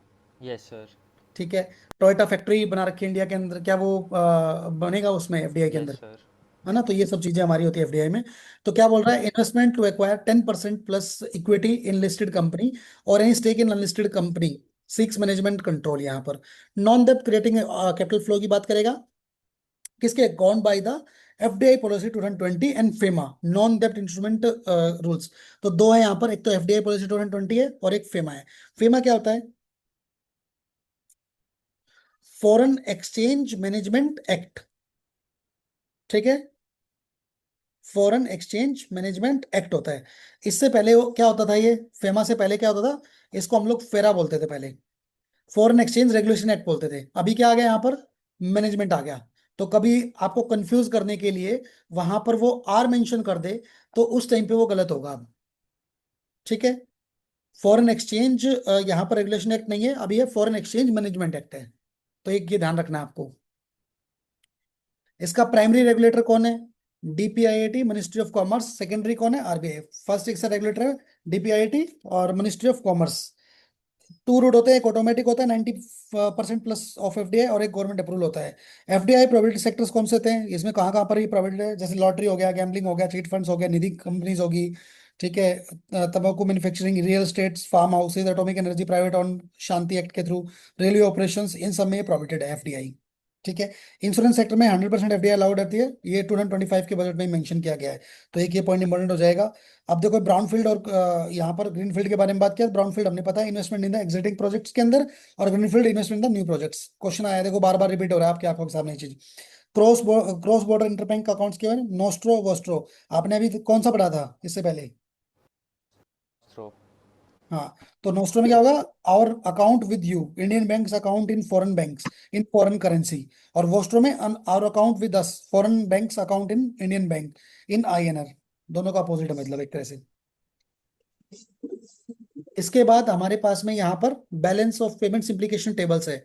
कि भाई इंक्रीज इन इंपोर्ट्स होगा तो वर्स होगा करंट अकाउंट डेफिसिट कैड हमारा, डिक्रीज इन एक्सपोर्ट्स होगा तो वर्स होगा हमारा कैड। यहाँ पर परसिस्टेंट कैड के बारे में करेंगे, प्रेशर ऑन फॉरेक्स रिजर्व्स की बात करेंगे। तो ये जितने भी हमारे ग्लोबल, जैसे रूपी डेप्रिसिएशन इंपॉर्टेंट हो गया, तो उसमें क्या होगा, मार्क्स इंपॉर्टेंट कॉस्टली, इंक्रीज डेब्ट बर्डन, और उसमें बूस्ट एक्सपोर्ट्स होगा हमारा।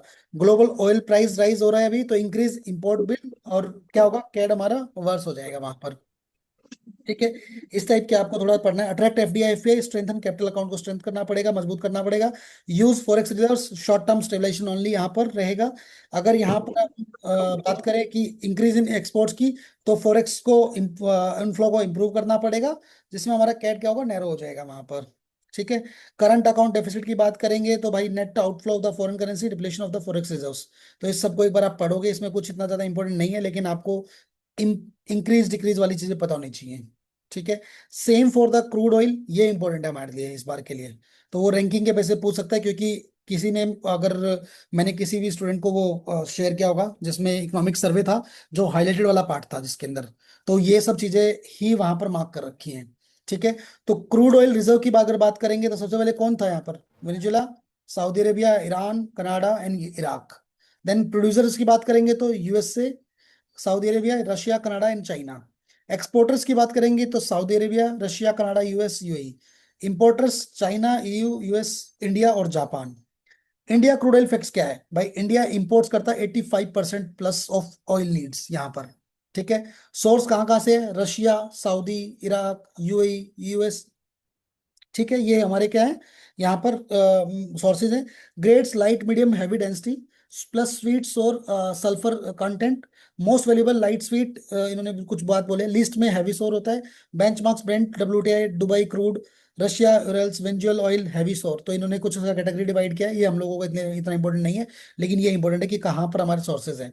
ठीक है, इसके बाद में गोल्ड प्रोड्यूसर हमारे कौन कौन से हैं, like China, Russia, Australia, Canada, US. और गोल्ड एक्सपोर्टर्स, क्योंकि ये पूछ सकता है गोल्ड के बारे में, Switzerland, UK, HK, UAE and US. Switzerland major है, यहाँ पर रिफाइनिंग हब है स्विट्जरलैंड। फिर गोल्ड इंपोर्टर्स में स्विट्जरलैंड, चाइना, यूके और यूएई। गोल्ड कंज्यूमर्स कौन है, इंडिया और चाइना। ठीक है, इंडिया गोल्ड स्कीम्स में कौन कौन सी है, सॉन गोल्ड बॉन्ड्स हमारे। लॉन्ग स्टूडेंट 15 इशूड कौन करता है, आरबीआई करता है। Denominated in grams of gold 2.5 per annum interest लगता है इसके ऊपर। ट्रेडेबल ऑन स्टॉक एक्सचेंज की बात की है इसने यहाँ पर। और capital exempt original holder still exemption. अब ये हमारे रेस्ट्रिक्शंस किसमें, ये बजट 2026-27 में क्या स्कीम, गोल्ड मोनेटाइजेशन स्कीम एक मेंशन किया है इन लोगों ने। ठीक है, एक ये आप लोगों को थोड़ा ध्यान रखना है इसके बारे में। अभी एक बार सेव हो रहा है, एक मिनट भाई।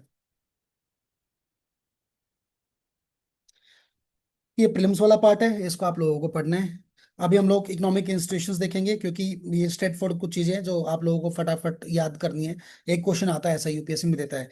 तो सबसे पहले आपको आईएमएफ पता होना चाहिए। आईएमएफ क्या होता है, इंटरनेशनल मॉनेटरी फंड। ठीक है, क्या करता है ये, लोन देता है भाई ड्यूरिंग बैलेंस ऑफ, इसमें बीओपी क्राइसिस में, बैलेंस ऑफ पेमेंट क्राइसिस में, और इकोनॉमिक सर्विलेंस के अंदर।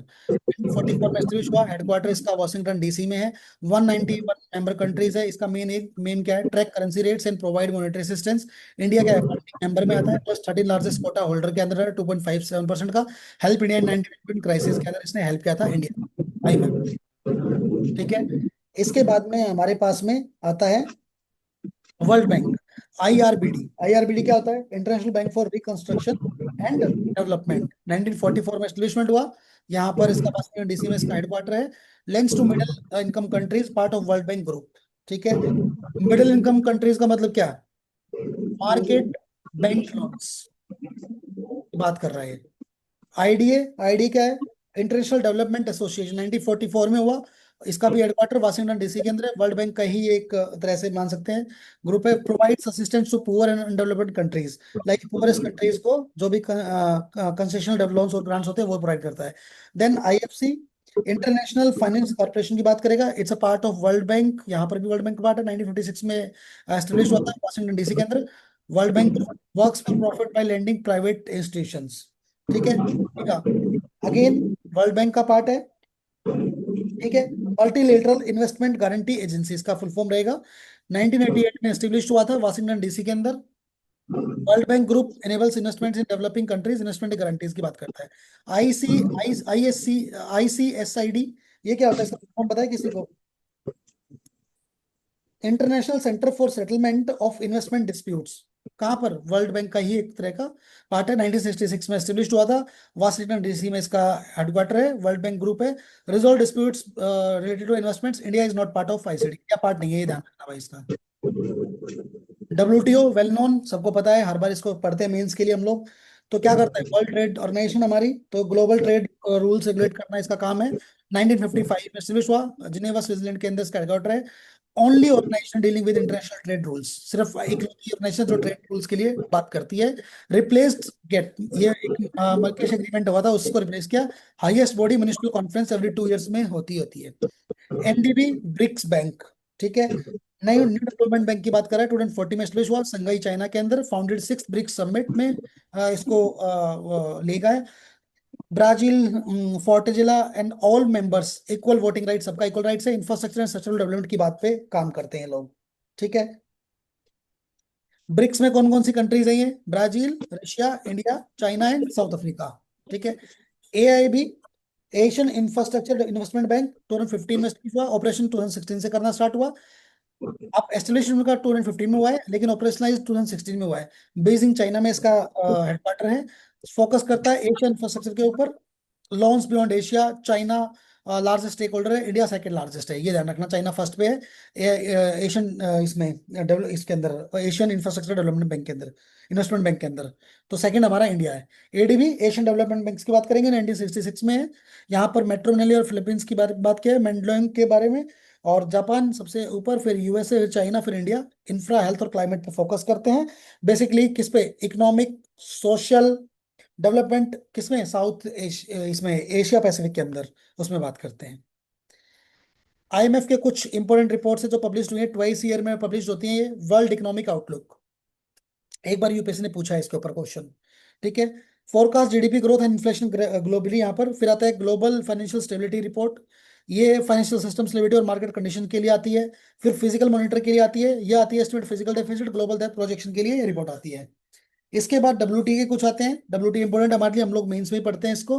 13th ministerial conference MC13, Feb 26-29 के लिए 2024 अबू धाबी में हुआ था ये।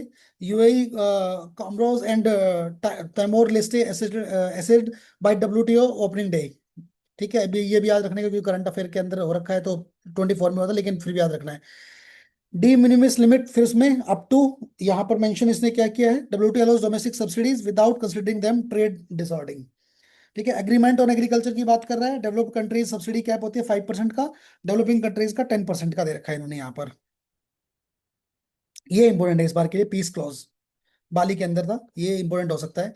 Allows developing countries to go beyond 10% limit for the food procurement programmes. Then SDR basket के मैंने मेंशन किया इसने, USD, euro and then pound, फिर उसके बाद में जापान का येन, और देन CYN चाइना का, ठीक है।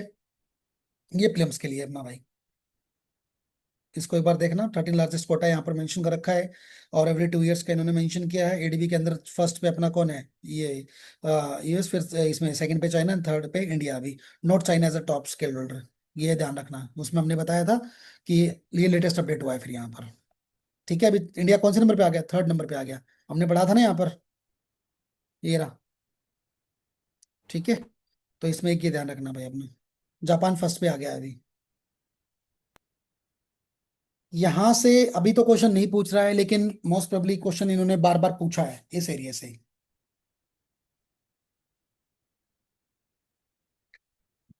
तो इसमें प्लान्स के बारे में बात करेंगे। फर्स्ट प्लान जनरली इतना नहीं पूछता, क्योंकि काफी पुराना हो गया है, लेकिन हेरोड डॉमर मॉडल होता है, एग्रीकल्चर के लिए लेके आए थे। Food self sufficiency, 5 IIT establish हुई थी इसके अंडर में।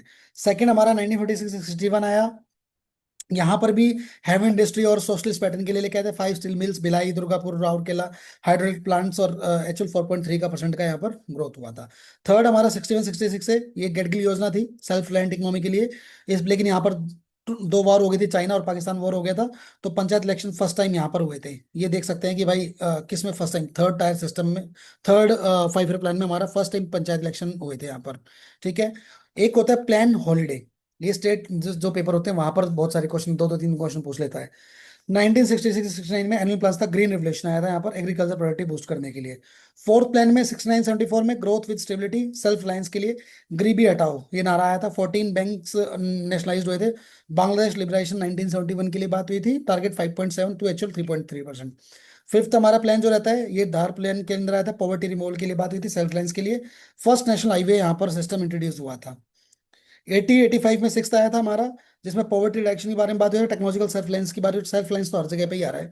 इंडिया इंट्रोड्यूस फैमिली प्लानिंग, यहाँ पर फर्स्ट टाइम हमने फैमिली प्लानिंग के बाद ये बात की थी सिक्स में। ठीक है, सेवंथ के अंदर 85 to 89 में self sufficiency economy employment generation के लिए है। जवाहर रोजगार योजना प्राइवेट सेक्टर प्रायोरिटी और पब्लिक सेक्टर फर्स्ट टाइम किया था। टारगेट 5% था लेकिन एक्चुअली हमारा 6% यहाँ पर। एट्थ में 1992 से 97 human resource development LPG reforms आई यहाँ पर। ये आप लोग मेंस के लिए भी पढ़ते हो। इसमें न्यू इकोनॉमिक पॉलिसी टारगेट 5.6 था, एक्चुअली 6.8। नाइन्थ में 97-20 में growth with justice and equity के लिए आया। 50th ईयर ऑफ इंडिपेंडेंस बना था हमारा यहाँ पर, ये टारगेट था। 10th के अंदर double per capita income 10 years का, टारगेट 8% था, एक्चुअल 7.6 था। 11th 7 से 12 तक fast and more inclusive growth, C Rangarajan. ठीक है, 12th के अंदर 12 to 17 faster more inclusive and sustainable growth, 25 monitorable target था, इतना अचीव हुआ। अभी मेरे ख्याल से जो इंपॉर्टेंट है आपके लिए वो एक तो ये वाला है, एक फिफ्थ वाला रहेगा। ठीक है, एक इसमें हमारा ये रोजगार वाला आया था, और एक हमने ऊपर पढ़ा था गेटिकल वाला, पंचायत वाला। ठीक है, ये हमारे लिए इंपॉर्टेंट रहेंगे काफी। एलपीजी रिफॉर्म्स की बात करी 1991 के अंदर। ठीक है, अभी यहाँ से इतना ज्यादा क्वेश्चन नहीं पूछ रहा है, इसको मैं इसलिए कवर नहीं कराऊंगा क्योंकि ऑलरेडी आप लोगों ने इसको पढ़ रखा है। लेकिन रीजंस क्या थे क्राइसिस का वो एक बार देखना। Unfavourable balance of payment, Iraq war oil crisis था वहां पर, हाई फिजिकल डेफिसिट इन्फ्लेशन का। तो तीन तरह का लिबरेशन, ग्लोबलाइजेशन और प्राइवेटाइजेशन। ठीक है, ये तीन तरह के हमारे एक जो भी लाइसेंस राज रिमूव हुआ था यहाँ पर, वो सब चीजें ध्यान रखना है। तो ये आप एक बार खुद से कवर करोगे। आप थोड़ा नीति आयोग का देखते हैं और प्लानिंग कमीशन का डिफरेंस देखते हैं। एस्टेब्लिश प्लानिंग कमीशन 1950 में हुआ था बाई एग्जीक्यूटिव ऑर्डर में, और ये हमारा 15 में हुआ था कैबिनेट रेजोल्यूशन के थ्रू। इसका नेचर एडवाइजरी एग्जीक्यूटिव था। यहाँ पर ओनली एडवाइजरी है, लाइक थिंक टैंक का काम करेगा। कैन नॉट एलोकेट फंड्स, ये फंड एलोकेट नहीं करेगा। ठीक है, यहाँ पर क्या था, प्लानिंग कमीशन में फंड भी एलोकेट होते थे हमारे। ठीक है, इसके बाद पॉलिसी एनफोर्समेंट में कुड इम्पोज पॉलिसीज, यहाँ पर ये कैन नॉट एनफोर्स कर सकता है, ओनली रिकमेंड करेगा। एडवाइजरी या तो रिकमेंड करेगा। स्टेट रोल का पैसिव रहेगा, सेंट्रल ड्राइवन ज्यादा रहेगा। यहाँ पर एक्टिव रहेगा, कॉर्पोरेटिव और कम्पिटिटिव फेडरलिज्म की बात करेगा, दोनों का काम होता है। पार्ट टाइम मेंबर्स इसमें कोई भी अलाउड नहीं था, इसके अंदर अलाउड रहेंगे क्योंकि एक्सपर्टीज की जरूरत होती है, तो अपने वो व्यूज रखे जाएंगे तो उनका जरूरत होगा। चेयरमैन इसमें पीएम थे एक्स ऑफिसो, यहाँ पर भी पीएम ही रहेंगे इसके चेयरमैन। इनके हब जो हैं वहां पर प्लानिंग कमीशन के अंदर कोई भी हब नहीं था हमारा, लेकिन यहाँ पर इसने team India hub, engage states with the centre, plus knowledge innovation hub, think tank capabilities. तो एक ये चीज भी आपको याद रखने वाली है कि भाई टीम इंडिया हब की बात कर रहा है तो engage states with the centre और नॉलेज इनोवेशन का बात करा इसने। ठीक है, then nature of the body, executive body है, बहुत एट सेम नेचर, लेकिन यहाँ पर एग्जीक्यूटिव बॉडी है फिर से सेम ही रहेगा यहाँ पर। ठीक है, इन्होंने फिर से मेंशन किया यहाँ पर, वो एक बार देख लेंगे भाई। पॉवर्टी है, पॉवर्टी के लिए आपको there types of poverty, relative poverty, absolute poverty. ये डेफिनेशन दे रखा है, population below minimum consumption requirement, BPL. क्या इसको बोलते हैं, हेड काउंट रेशियो भी हम लोग बोल देते हैं इसको। ठीक है, एक ये चीज भी आपको ध्यान रखना है। Then relative poverty, comparison of inequality, consumption top 5 to 10% होता है बॉटम ग्रुप्स के लिए। ठीक है, इधर से पॉवर्टी लाइन इन इंडिया की बात की है, consumption expenditure not income, handled by the NITI Aayog bye NSO data. ठीक है, ये ध्यान रखना, पॉवर्टी लाइन जो इंडिया के अंदर कौन करता है, नीति आयोग करता है इसका handle. Dadabhai Naoroji, first poverty line estimate for Indians, क्या poverty and un British rule for India. ये कुछ इन्होंने कमिटीज के नाम दिए हैं, लेकिन हमारे लिए जो इंपॉर्टेंट कमेटी होती है तेंदुलकर कमेटी होती है, और ये रंगाराजन कमेटी होती है। ठीक है, तो ये एक चीज ध्यान रखना है कि अपने को कि इसमें एक 9 में आई और 2014 में आई। ठीक है, पेपर में अभी आई थिंक किसका ये यू हरियाणा पेपर हुआ था शायद, उसमें पूछा था, या पता नहीं किस पेपर में, स्टेट पीसीस में क्वेश्चन पूछा था एक ये। फिर नीति आयोग एमपीआई 2024 का इन्होंने दिया, multi dimensional poverty index, measuring deprivations across 3 dimensions, 12 indicators, health, education, living standards की बात करता है। हेड काउंट रेशियो जो हमने अभी ऊपर पढ़ा था, क्या, एब्सोल्यूट पॉवर्टी। ठीक है, इसमें क्या था, इन्होंने रेशियो दिया है हर एक का, तो 24.82 crore people lifted from poverty. Highest poverty status कहाँ पर है, Bihar, Jharkhand, Meghalaya, according to NITI Aayog report. NITI Aayog ने रिपोर्ट निकाला था ये। और शार्पेस्ट डिक्लाइन कहाँ हुआ है, Uttar Pradesh follows by the Bihar. Data collection method कौन करता है? यूनिफॉर्म रेफरेंस पीरियड के थ्रू करते हैं हम, 30 डे रिकॉल इंटरवल के साथ में, मिक्स्ड रेफरेंस पीरियड के साथ में, एमआरपी के साथ में, अमर्त्य सेन कैपेबिलिटी अप्रोच हमने यूज किया था, एंड यूनिवर्सल बेसिक इनकम के यूबीआई के थ्रू। बेसिकली हम लोग इन दो पे ज्यादा फोकस करते हैं। ये टर्म्स ऑफ अनएम्प्लॉयमेंट है, ठीक है। डेफिनेशन पूछ लेता है इसलिए ये सब चीजें मेंशन की है, आप एक बार इसको रीड करोगे पूरे को, ठीक है। देन लेबर मार्केट टर्म्स के लिए बात किया इसने, वहां पर labour force country work, currently working, actively seeking work, generally 15 to 59 age, ये एज इंपॉर्टेंट है। इसमें वो 45 49 कर देगा, लेकिन आपके पास पता होना चाहिए 14 to 59 कर देगा, वो भी गलत होगा। 15 to 49 है ये, 15 to 59 है, ये याद रखना है, दोनों में 5 है, ठीक है। लेबर फोर्स पार्टिसिपेशन की बात करेंगे, LFPR, तो लेबर फोर्स अपॉन में वर्किंग एज पॉपुलेशन इनटू में 100 इसका फॉर्मूला है। अनएम्प्लॉयमेंट रेट का, unemployed upon labour force into 100। Worker population ratio कैसे निकलेगा? एम्प्लॉय में एम्प्लॉयड अपॉन में टोटल पॉपुलेशन इनटू 100, ठीक है। इसके बाद आपका यहाँ पर मेजरमेंट मेथड आएंगे, उनको हम लोग देख सकते हैं एक बार, ठीक है। तो ये कुछ बेसिक बेसिक चीजें थी। यहाँ पर एग्रीकल्चर आएगा, एग्रीकल्चर में इसमें यहाँ से कवर, इसलिए बस थोड़ी चीजें बता रहूंगा, उनको देखना है, बाकी आप लोग अपने जो अपने एग्रीकल्चर पढ़ रखा है वहीं से कवर करेंगे। एक तो आपको NPK रेशियो पता होना चाहिए, 4:3:1, ठीक है। 19 के अंदर, सॉरी 299 के अंदर, 19 के अंदर 7 2 8 और 1, 23 में 11 4 1, ठीक है। ये अपने को याद रखना है। हम लोग जनरली अभी क्या यूज करते हैं? 4:3:1, लेकिन अभी 11:4:1 यूज करना है। क्या होता है?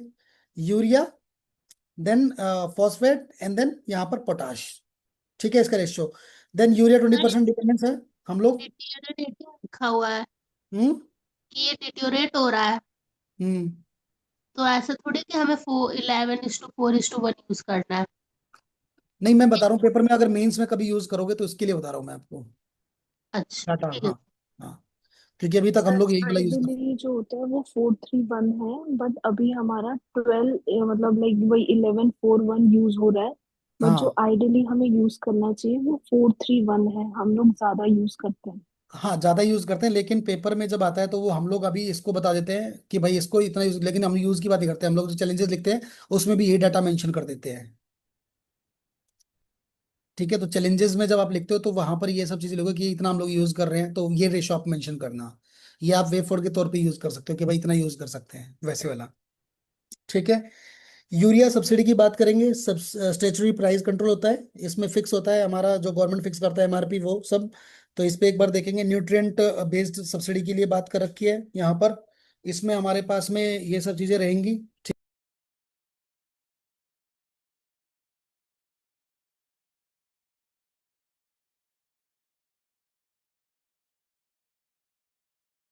एक मिनट देना मेरे को।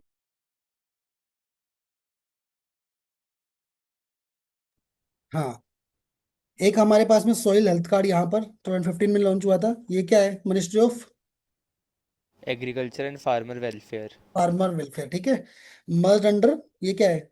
RKUI क्या होता है? राष्ट्रीय कृषि विकास योजना। योजना, ठीक है। And soil health card, soil health and fertility 12 parameters पे था, इशूड एवरी 2 years के अंदर। PM प्रणाम भी होता है एक हमारे पास में, प्रणाम में mechanism to reduce fertiliser subsidy burden, promote sustainable farming, ठीक है। लार्जेस्ट राइस के अंदर क्या है? इंडिया लार्जेस्ट प्रोड्यूसर है, overtook China January 2026। Largest exporter कौन है ग्लोबल में? 30% ग्लोबल। यार इसमें एक चीज और ध्यान रखना, ये जितने मैंने एक टेबल बना के दिया था उसमें कुछ कुछ चेंज हुए हैं अभी, जो मैंने एक पहले टेबल बना के दिया था ना, तो वो एक याद रख लेना, वो यहाँ से थोड़ा सा आप अपडेट करोगे अपने कंटेंट को, ठीक है। वीट के अंदर same, China, India, Russia, US, Australia. Largest exporters Russia, Australia, Canada.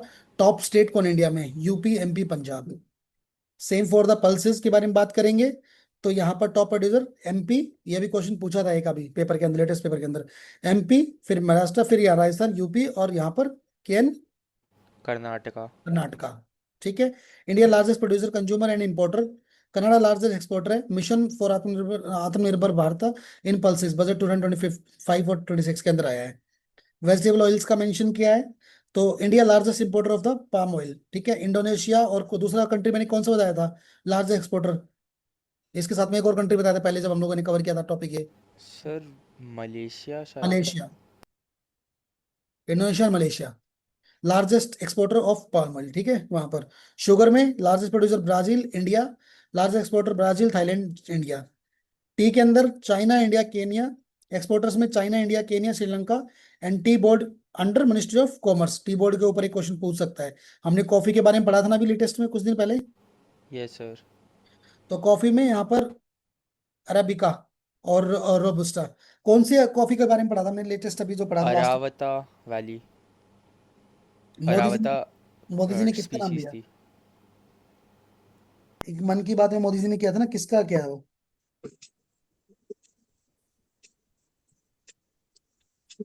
ठीक है, वो भी एक बार याद, मेरे को याद नहीं आ अराकू, अराकू। रहा। अराकू, अराकू, यस अराकू। ठीक है, तो एक बार उसके बारे में देखना, वो भी इस बार लाइमलाइट है। Karnataka produce 70% of Indian coffee. Coffee board statutory body under coffee act के अंदर आता है, किसके? मिनिस्ट्री ऑफ कॉमर्स के अंडर में। ठीक है।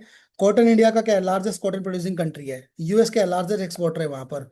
Need 210 plus Frost free days. And कहाँ इंडिया का? कौन सा? Gujarat, Maharashtra and Telangana.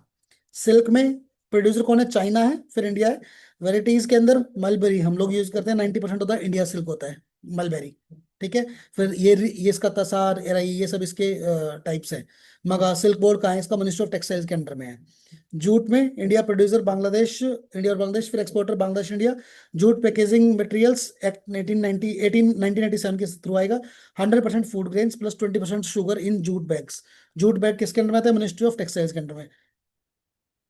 Then rubber, native to South America, Kerala. 90% of the Indian rubber, tropical climate रहता है इसका।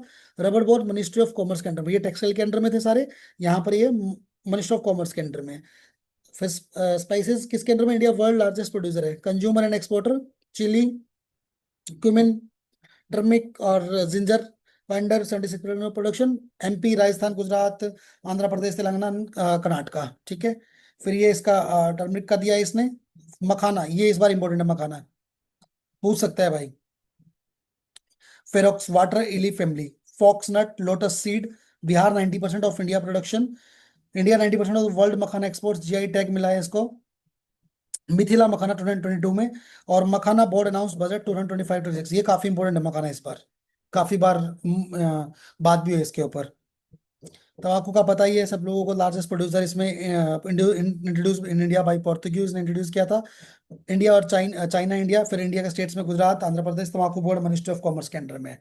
और पिम, ये क्या होता है? पिम क्या होता है? अफीम। हम्म। ठीक है। तो India only country legally producing opium gum. ठीक है। Signatory of US single convention of narcotic drugs. Licensing by the central bureau of narcotics, CBN, इसने बनाया है इसको। ठीक है। पोटैटो लार्जेस्ट प्रोड्यूसर कौन है? China, India. फिर उसके बाद में native to South America. International potato centre कहाँ पर? South Asia region centre at Agra, UP के अंदर। बताओ, यूपी में है पोटैटो का। फिशरीज के बारे में, India largest, third largest fish producing country है। इनलैंड मैरीन प्रोडक्शन, इसमें largest system Andhra, largest state है आंध्र प्रदेश। पीएम मत्स्य संपदा योजना। ठीक है, मिनिस्टर ऑफ फिशरीज के अंडर में। और एनएफडी, नोडल मिनिस्ट्रीज की जो रहेगी। ये कुछ स्कीम्स हैं जो आप लोग पढ़ोगे इसमें। इनको मैं अभी नहीं कवर करा रहा हूँ स्कीम्स को, क्योंकि स्कीम्स में, ये सारी स्कीम्स में मिनिस्टर ऑफ एग्रीकल्चर में कवर कराऊंगा एक बार इसको। ठीक है, ये इंडस्ट्रीज के बारे में है। इसमें कुछ इतना, हाँ एक बार ये वाला दिखा देता हूँ एक बार। एक इसमें हमारे पास में पीएम मित्रा पार्क स्कीम। सबसे पहले तो इंडिया टेक्सटाइल के अंदर second largest textile manufacturing capacity after China. सबसे पहले चाइना है, फिर इंडिया है। Six largest textile exporter and second largest employment generator after agriculture. PM Mitra park scheme ministry of textile के अंडर में आता है। आउटले 4,445 करोड़, 2021 से 22, फिर 27-28 तक जाएगा। Establish large scale textile manufacturing hubs, vision 5Fs, farm, fibre, factory, fashion and then foreign. ये याद रखना, 5F का, farm, fibre, factory and fashion and foreign के बारे में। 7 पीएम मित्रा साइट्स के बारे में याद करो। तमिलनाडु, ये इसमें ये भी याद करना है। विरुधनगर, तेलंगाना वरंगल, गुजरात नवासारी, फिर कर्नाटका में कालाबुरगी, मध्य प्रदेश धार, उत्तर प्रदेश लखनऊ, महाराष्ट्र अमरावती। ये इंपॉर्टेंट हो जाता है इस बार, दोनों पार्ट। ठीक है, ये 5F एंड देन इसके 7 स्टेट्स। माइनिंग मिनरल्स, ये काफी अच्छा आपने कवर किया है, यूनियन लिस्ट के अंदर भी आता है, स्टेट लिस्ट के अंदर भी आता है। एंड देन ये ऑलरेडी मैंने एक वीडियो बताया था आप लोगों को उनका सर का, तो वहां से आपने कवर भी किया है इसको। इसको मैं ज्यादा नहीं कवर कराऊंगा, मैं इंपोर्टेंट देख लेता हूँ इसमें भी। ये जितने भी डेफिनेशंस है, जैसे कैमल्स हो गया, ठीक है, ये हमने कल पढ़ा, जैसे कंटिन्यून इफेक्ट पढ़ा था, ठीक है। तो ये जितनी भी डेफिनेशन है, डच डिसीज कौन सी होती है, resource boom, oil discovery, causes currency appreciation which makes other exports non competitive, ठीक है। इस टाइप के पॉइंट्स आपको, फिशर इफेक्ट क्या होता है, एंजल लो काफी बार पेपर में पूछा है, फिशर इफेक्ट क्या होता है, nominal interest rate and inflation are directly related, nominal rate real rate plus में expected inflation, fringe benefit tax क्या होगा, गिवन टैक्स क्या, गिवन गुड क्या होगा। तो ये जितने भी हैं, एक बार इसको गो थ्रू करोगे आप लोग, ये सब वही है जो हम लोगों ने अभी पढ़े हैं, लेकिन इसको गो थ्रू कर लोगे एक बार। आई थिंक ये नोट्स अभी करने का नीड नहीं है, क्योंकि ऑलरेडी आप लोगों ने उसको कर लिया है, उसके अंदर मैंने कुछ कुछ चीजें बताई है। लेकिन फिर भी जैसे एक अच्छे वे में दे रखा है कि ओ में दे रखा है RBI bond by bonds liquidity increase होगा, तो आप एक बार इसको गो थ्रू कर लेना, क्योंकि टॉपिक वाइज है, फिजिकल पॉलिसी, ये सब टॉपिक वाइज है, ठीक है। इसको एक बार गो थ्रू कर लेना भाई। मैंने इसमें कुछ नए कुछ कीवर्ड्स लगाए थे, ठीक है। जैसे हमारे पास में इकोनॉमिक कंपाइलेशन में नॉर्मेटिव एलोकेशन क्या होता है, allocation of fund based on standard formula and objective criteria, ठीक है। Not a discretion lobbying actual pass spending, simple words में अगर बात करूं तो इसमें money is given as per fixed rule, कोई पैसा देता है तो फिक्स्ड रूल के थ्रू देता है। एंड इसमें normative allocation simple meaning normative based on norm standards, allocation distribution of fund distribute करेगा, तो रूल बेस्ड फंड डिस्ट्रीब्यूशन होता है इसके अंदर।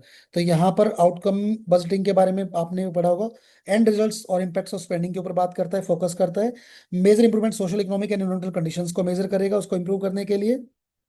एक क्वेश्चन है आप लोगों के लिए कि did this programme achieve its goals, अभी तक इसने किया है, आप लोगों ने इसको काफी बार पढ़ लिया होगा इसको, बताओ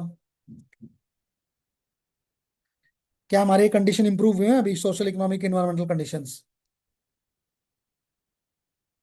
अभी नहीं हुआ है, ठीक है। Health in the effectiveness of policies, इसके बाद एक परफॉर्मिंग बजटिंग हो रहा है, आपने आउटकमिंग बजटिंग पढ़ा है, इसमें परफॉर्मिंग बजटिंग आता है। ये इनपुट और आउटपुट्स पे फोकस करता है कि रिसोर्सेज को कैसे यूज और कैसे डिलीवर करना है उन सर्विसेज को, उसके बेसिस पे बात करता है। तो मेजर किसको करेगा, एक्टिविटीज को करेगा, आउटपुट्स को करेगा, एफिशिएंसी को करेगा, ठीक है। Number of schools built and number of students enrolled, कितने स्कूल बना दिया लेकिन कितने स्कूल में एडमिशन कितना हुआ, तो उस पर बात करना है, ठीक है। तो जो आउटकम बजट होता है वो इम्पैक्ट पे अचीव करता है, जो परफॉर्मेंस होता है वो एक्टिविटीज पे परफॉर्म करता है, कि कितना कितना एक्टिविटी पे काम हुआ है वहां पर, ठीक है। एक ये क्वेश्चन है, बताओ इसका आंसर बताओ मुझे एक बार। Consider following markets, how many of are included foreign exchange forex market, अभी अभी पढ़ा है आप लोगों ने, बताइए।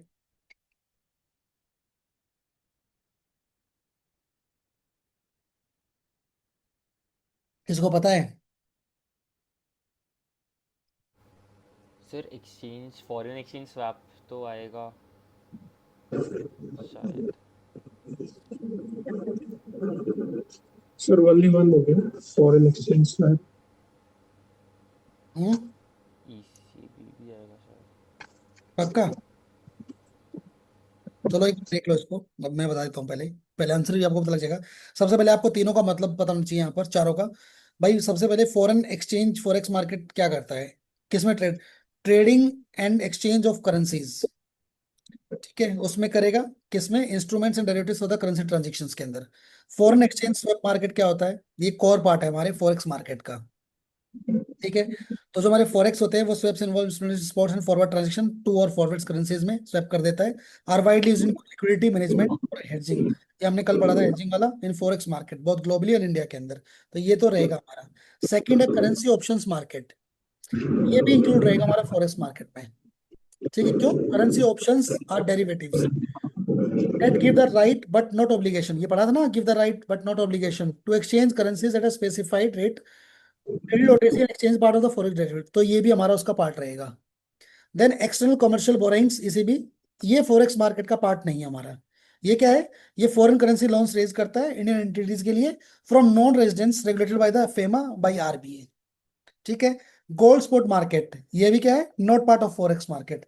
Gold spot market commodity market होता है जो फिजिकल गोल्ड और लाइक यूएसडी कमोडिटी पेयर में बात करता है। तो इसका आंसर हमारा दो रहेगा यहाँ पर। तो एक ये सेकंड वाला पार्ट इसलिए लिखा था क्योंकि ये पॉइंट बताना था करेंसी ऑप्शन मार्केट को। एक एक्विजिशन कॉस्ट क्या होती है? Cost of getting a new policy holder, कौन कौन इंक्लूड होते हैं?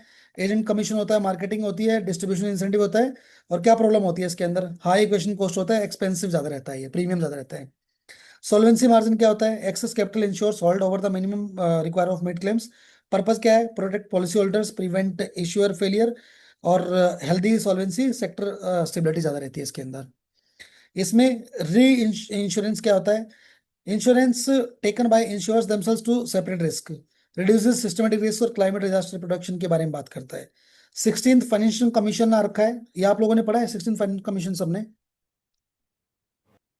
कल बताया था ना वर्टिकल डिविजन क्या होता है, 16th में ही बताया था। Yes sir.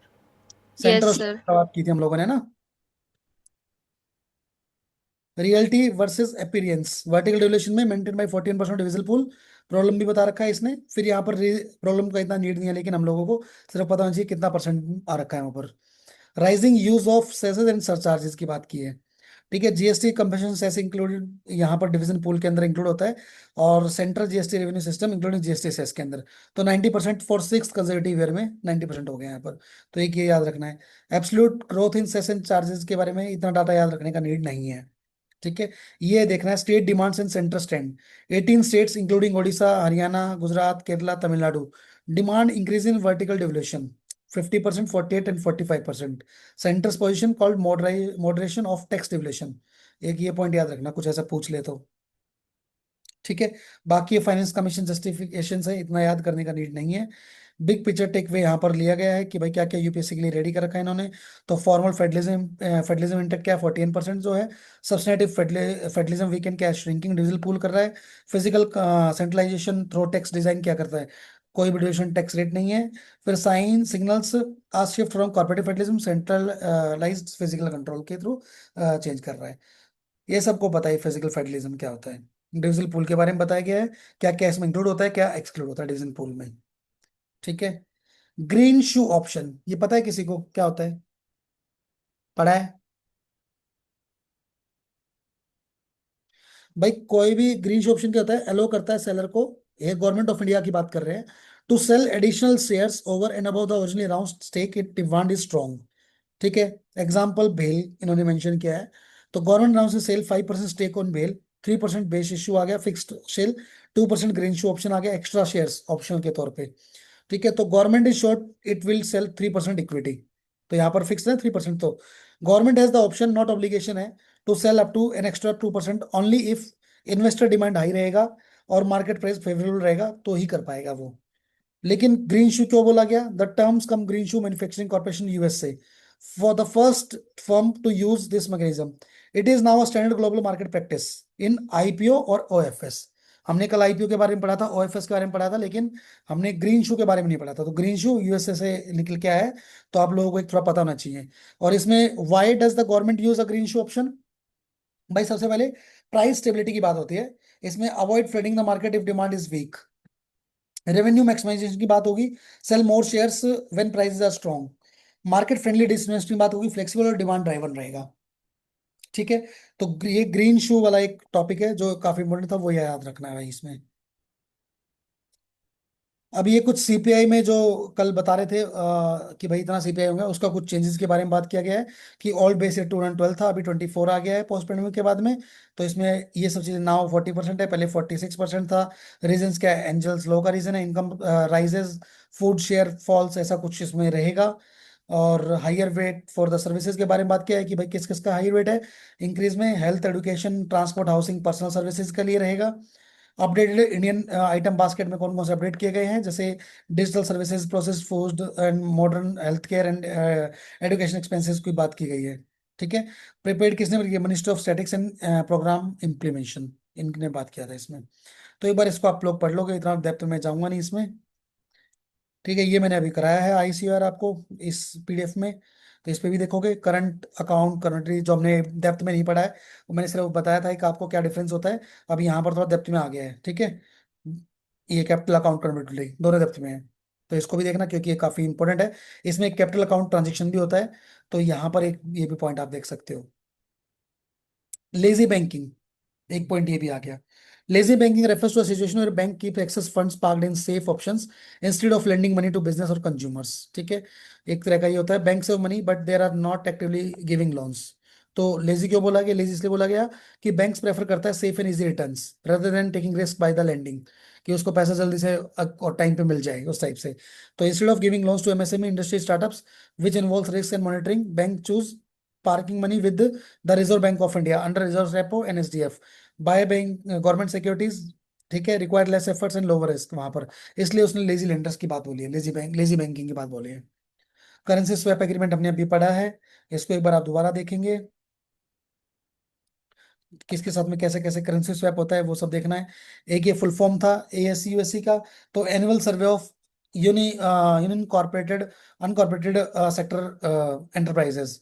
ठीक है, survey for the small business के लिए होता है, किराना शॉप स्मॉल फैक्ट्रीज के लिए। तो India large informal sector captured better यहाँ पर importance. PFL is periodic labour force survey, तो एम्प्लॉयमेंट और अनएम्प्लॉयमेंट मेजर करता है, कौन कंडक्ट कराता है? National statistical office. HCE, ये क्या होता है? 22 और 23 में आया था हमारे पास में, हाउस होल्ड कंजप्शन एक्सपेंडिचर सर्वे, हमने पढ़ा भी था अभी एक टॉपिक में। किस किस पे स्पेंड करता है मनी? फूड, हेल्थ, एजुकेशन पे करता है। ठीक है। AIDAS क्या होता है? ऑल इंडिया डेप्थ इन्वेस्टमेंट सर्वे, ये हाउस होल्ड डेप्थ और रिसर्च के लिए होता है, यूज किस में करता है? हाउस होल्ड और सर्विसेज सेविंग्स में। चीट फंड, निधि कंपनी, और इसमें एक और रहेगा यहाँ पर, हाँ, शॉर्ट टर्म नीड्स। तो ये सब अपना एक बार देखना है, ये आप लोगों ने पढ़ा है ऑलरेडी पहले से। वन कॉमोडिटी वन एक्सचेंज क्या होता है? प्रपोजल आया, regulatory idea in India commodity derivatives market aiming to improve market efficiency and liquidity. किसने डिस्कस किया है? सेबी ने किया है भाई। इसमें one commodity and one exchange की बात बात करेंगे। Payment system in India, RTGS, NEFT, जो अभी हमने बात किया था उसके पूरे एग्जांपल दे रखे हैं। IMPS पूरा हमने पढ़ा है, UPI, NACH, फिर BBPS। ठीक है, ये सब हमने पढ़े हैं। फिर अभी लास्ट ट्रांजेक्शन के लिए RTGS यूज करते हैं, निफ्ट के लिए फिर electronic transfer, IMPS instant transfer के लिए, UPI मोबाइल पेमेंट्स के लिए, NACH बल्क पेमेंट के लिए, BPS बिल पेमेंट्स के लिए। ठीक है, ये सब हमने अभी कवर किए हैं। Exchange rate risk in NRI deposits की बात करेंगे, NRO अकाउंट और NRI FCNR अकाउंट। ठीक है, पूरा बताया गया सारे।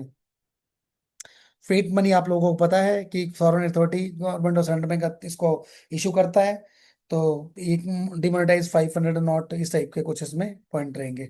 फॉरेन FDI पूरा आपने पढ़ा है इसको। ठीक है, अब मुझे लगता है इतना तो हो गया। इन्फ्लेशन टैक्स क्या क्या मतलब होता है, value purchasing power of your money, इसको एक बार देख लेना भाई, ये PDF। ये बताओ, ये मैंने दिया था ना अभी एम्ब्रिज, आपको लोगों को बताया था, तो उसका एक्सप्लेनेशन दिया है, मुझे इंपॉर्टेंट लगा इसलिए मैंने इसको वो मेंशन किया है। तो ये कुछ AI की ऐप से फिर इसकी इन्फॉर्मेशन निकाल के दिया आप लोगों को। गोल्ड ETF इंपॉर्टेंट रहा है इसलिए इसको मेंशन कर दिया। श्रिम्प फार्मिंग, एक्वाकल्चर में एक ये पॉइंट अच्छा है, shrimp farming, cultivation of shrimp prawns in marine brackish and fresh water environments for human consumptions. ठीक है, शेल फिश का नाम दिया, production India, Andhra Pradesh, West Bengal, Gujarat, Orissa. Shrimp capital of India कौन सी है? नेल्लोर। ठीक है, एक मिनट बस।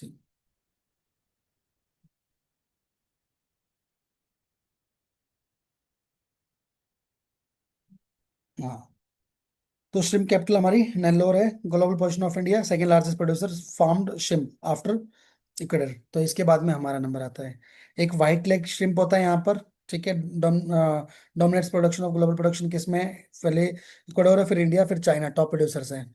और एक्सपोर्ट मार्केट्स में USA लार्जेस्ट मार्केट है, यूरोपियन यूनियन, जापान, फिर चाइना, और फिर साउथ ईस्ट एशिया और मिडल ईस्ट यहाँ पर। ठीक है, एनिमल हस्बेंड्री का कुछ मेंशन किया है, building, feeding, health care of stock के बारे में। स्टेट सब्जेक्ट के अंदर में आता है, अंदर स्टेट लिस्ट के अंदर आता है। ये चीज पूछ रहा है बार बार में एडुकेशन के बारे में, और स्टेट लिस्ट, सेंट्रल लिस्ट और कंट्री लिस्ट आपको पता होना चाहिए इनके बारे में, क्योंकि ये क्वेश्चन आएगा आएगा। ये मैंने रैंकिंग दिया है, जो मैंने बताया कि आप लोग उसको अपडेट कर लोगे, वो यहाँ से करना है। First in buffalo population, first in milk production India का global position, second goat population में, सेकंड फिश प्रोड्यूसर में, सेकंड एक्वाकल्चर प्रोड्यूसर, और थर्ड है सिप पॉपुलेशन में। ठीक है, कौन कौन से मिल्क में कौन कौन से स्टेट्स हैं जो टॉप में है? यूपी, राजस्थान, मध्य प्रदेश, गुजरात, महाराष्ट्र। एग में आंध्रा पहले, फिर तमिलनाडु, फिर तेलंगाना, वेस्ट बंगाल एंड कर्नाटका। ठीक है, मीट में हमारा फोर्थ रैंक है ग्लोबली, तो poultry contribute 50% of total meat production, West Bengal, Uttar Pradesh, Maharashtra, Andhra, Telangana. Wool में हमारा नाइन्थ है। सबसे पहले वूल में कौन है? राजस्थान, जम्मू कश्मीर, गुजरात, महाराष्ट्र, हिमाचल प्रदेश। ठीक है, तो ये सब चीजें थी। अब बताइए भाई, इसको सेशन को क्या कुछ इसका फीडबैक है, कुछ समझ में आया, रिवीजन हुई या नहीं हुई, कराना है आगे नहीं कराना है, उसके बारे में बताओ मुझे अभी। सर हाँ सर एक डाउट था सर, जैसे गोल्ड फॉरेक्स रिजर्व में तो हमारे गोल्ड भी आते हैं, तो सर जो क्वेश्चन हमने सॉल्व किया था तो सर उसमें गोल्ड स्पॉट मार्केट को क्यों नहीं लिया था? इसी क्वेश्चन में तो अभी किया था हमने क्वेश्चन सॉल्व। सर इस पीडीएफ के स्टार्टिंग में क्वेश्चन था, ये जो कंपाइलेशन था उसी में शायद। अच्छा ये वाला गोल्ड स्पॉट मार्केट वाला। हाँ सर। फॉरेन रिजर्व में आता है, यहाँ पर फॉरेन एक्सचेंज की बात हो ये रही है, फॉरेन करेंसी एक्सचेंज की। हाँ, तो यहाँ पर जो बात हुआ है वो फॉरेन एक्सचेंज की बात किया है इसने, देखो फॉरेन एक्सचेंज मार्केट की बात कर रहा है। और ये हमारा कम्युनिटी मार्केट, लाइक ये किस तरह का कम्युनिटी पेयर होता है। ठीक ओके है। सर। हाँ मैं मैंने दोनों को मिक्स कर दिया था। हाँ, तो भाई मेरे को बताओ एक बार इसका, मैं इसको सर पहले। आपने मिनरल्स के लिए कौन कहाँ से बोला है? मिनरल्स के लिए मैंने एक पीडीएफ दे रखा है इनको, आपको अगर मेरे को एक बार मैसेज कर देना शिवानी, मैं दे दूंगा आपको। और एक वीडियो था इनका, सर का, सुदर्शन गुर्जर सर का था एक वीडियो, वो करा है बच्चों ने। और एक 30 करोड़ मिनरल्स का मैंने एक पीडीएफ शेयर किया था बच्चों को, तो वो पीडीएफ से या कर कुछ रखा सर्वे के लिए बता दीजिए। है। किसके लिए? सर्वे के लिए? सर्वे, जी अभी जी, अभी तो कुछ वो देखो बहुत टाइम नहीं शॉर्ट है में। कि आप पूरा सर्वे कवर करो, इससे अच्छा एक पेपर आता है, एक इंस्टीट्यूशन का पेपर है, वो पेपर कवर कर लो, पूरा सर्वे और बजट उसमें मेंशन कर रखा है, 100 क्वेश्चंस। उन 100 क्वेश्चंस को कवर कर लोगे तो ऑलमोस्ट टॉपिक सारे कवर हो जाएंगे आपके। Okay sir. ठीक है। कल मैं सोच रहा हूँ कि कौन से सब्जेक्ट का लेके आए, बताओ कल। सब्जेक्ट का रिवीजन कराऊं या फिर पेपर डिस्कशन करूं कल? Modern polity, history. कल मॉडर्न हिस्ट्री करें? अच्छा पॉलिटी भी मॉडर्न। कर सकते हैं सर। ओके। मॉडर्न हिस्ट्री में सोच रहा था थोड़ा लास्ट में करो, क्योंकि टाइमलाइन है ना, टाइमलाइन को बिल्कुल लास्ट में जाके लास्ट वीक में करेंगे तो थोड़ा ठीक रहेगा। हाँ, इन्वायरमेंट। एमएक मॉडर्न हिस्ट्री बिल्कुल लास्ट में लेके चलो। कल कुल कुछ सर ऐसा टॉपिक ले चलो, सर पॉलिटी पॉलिटी कर लेते ज्योग्राफी हैं। ऐसा कुछ कर लेते हैं फिर। पॉलिटी कर लो, कल पॉलिटी कर लो। ठीक है। आर्टिकल वार्टिकल यस लेके आ सर। जाऊंगा थोड़े से, उसमें इंपॉर्टेंट है ना। सर पेपर टाइम मैनेज वाला। वो भी एक सेशन कल मैं आधा घंटा मोस्ट प्रोबब्ली बता दूंगा कैसे उसको मैनेज करना है, टाइम को कितने इटरेशन में करोगे। मैं जो, अब मेरा जो एक प्लान है उसके थ्रू मैं बता दूंगा। लेकिन सब लोगों का एक यूनिक प्लान रहता है, तो वो अपने हिसाब से जो अभी है उसको कंटिन्यू रखेंगे, चेंज नहीं करेंगे। लेकिन अगर कुछ चीजें होती हैं, जैसे पेपर में किस क्वेश्चन को, जैसे कुछ बच्चा भी पूछ रहा है मेरे को कि सर सब्जेक्ट वाइज अप्रोच लेके चलना है या फिर वन क्वेश्चन से स्टार्ट करना है, तो मेरा अप्रोच हमेशा वन फर्स्ट क्वेश्चन से रहता था। मैं सब्जेक्ट अप्रोच कभी भी मैंने फॉलो नहीं किया है।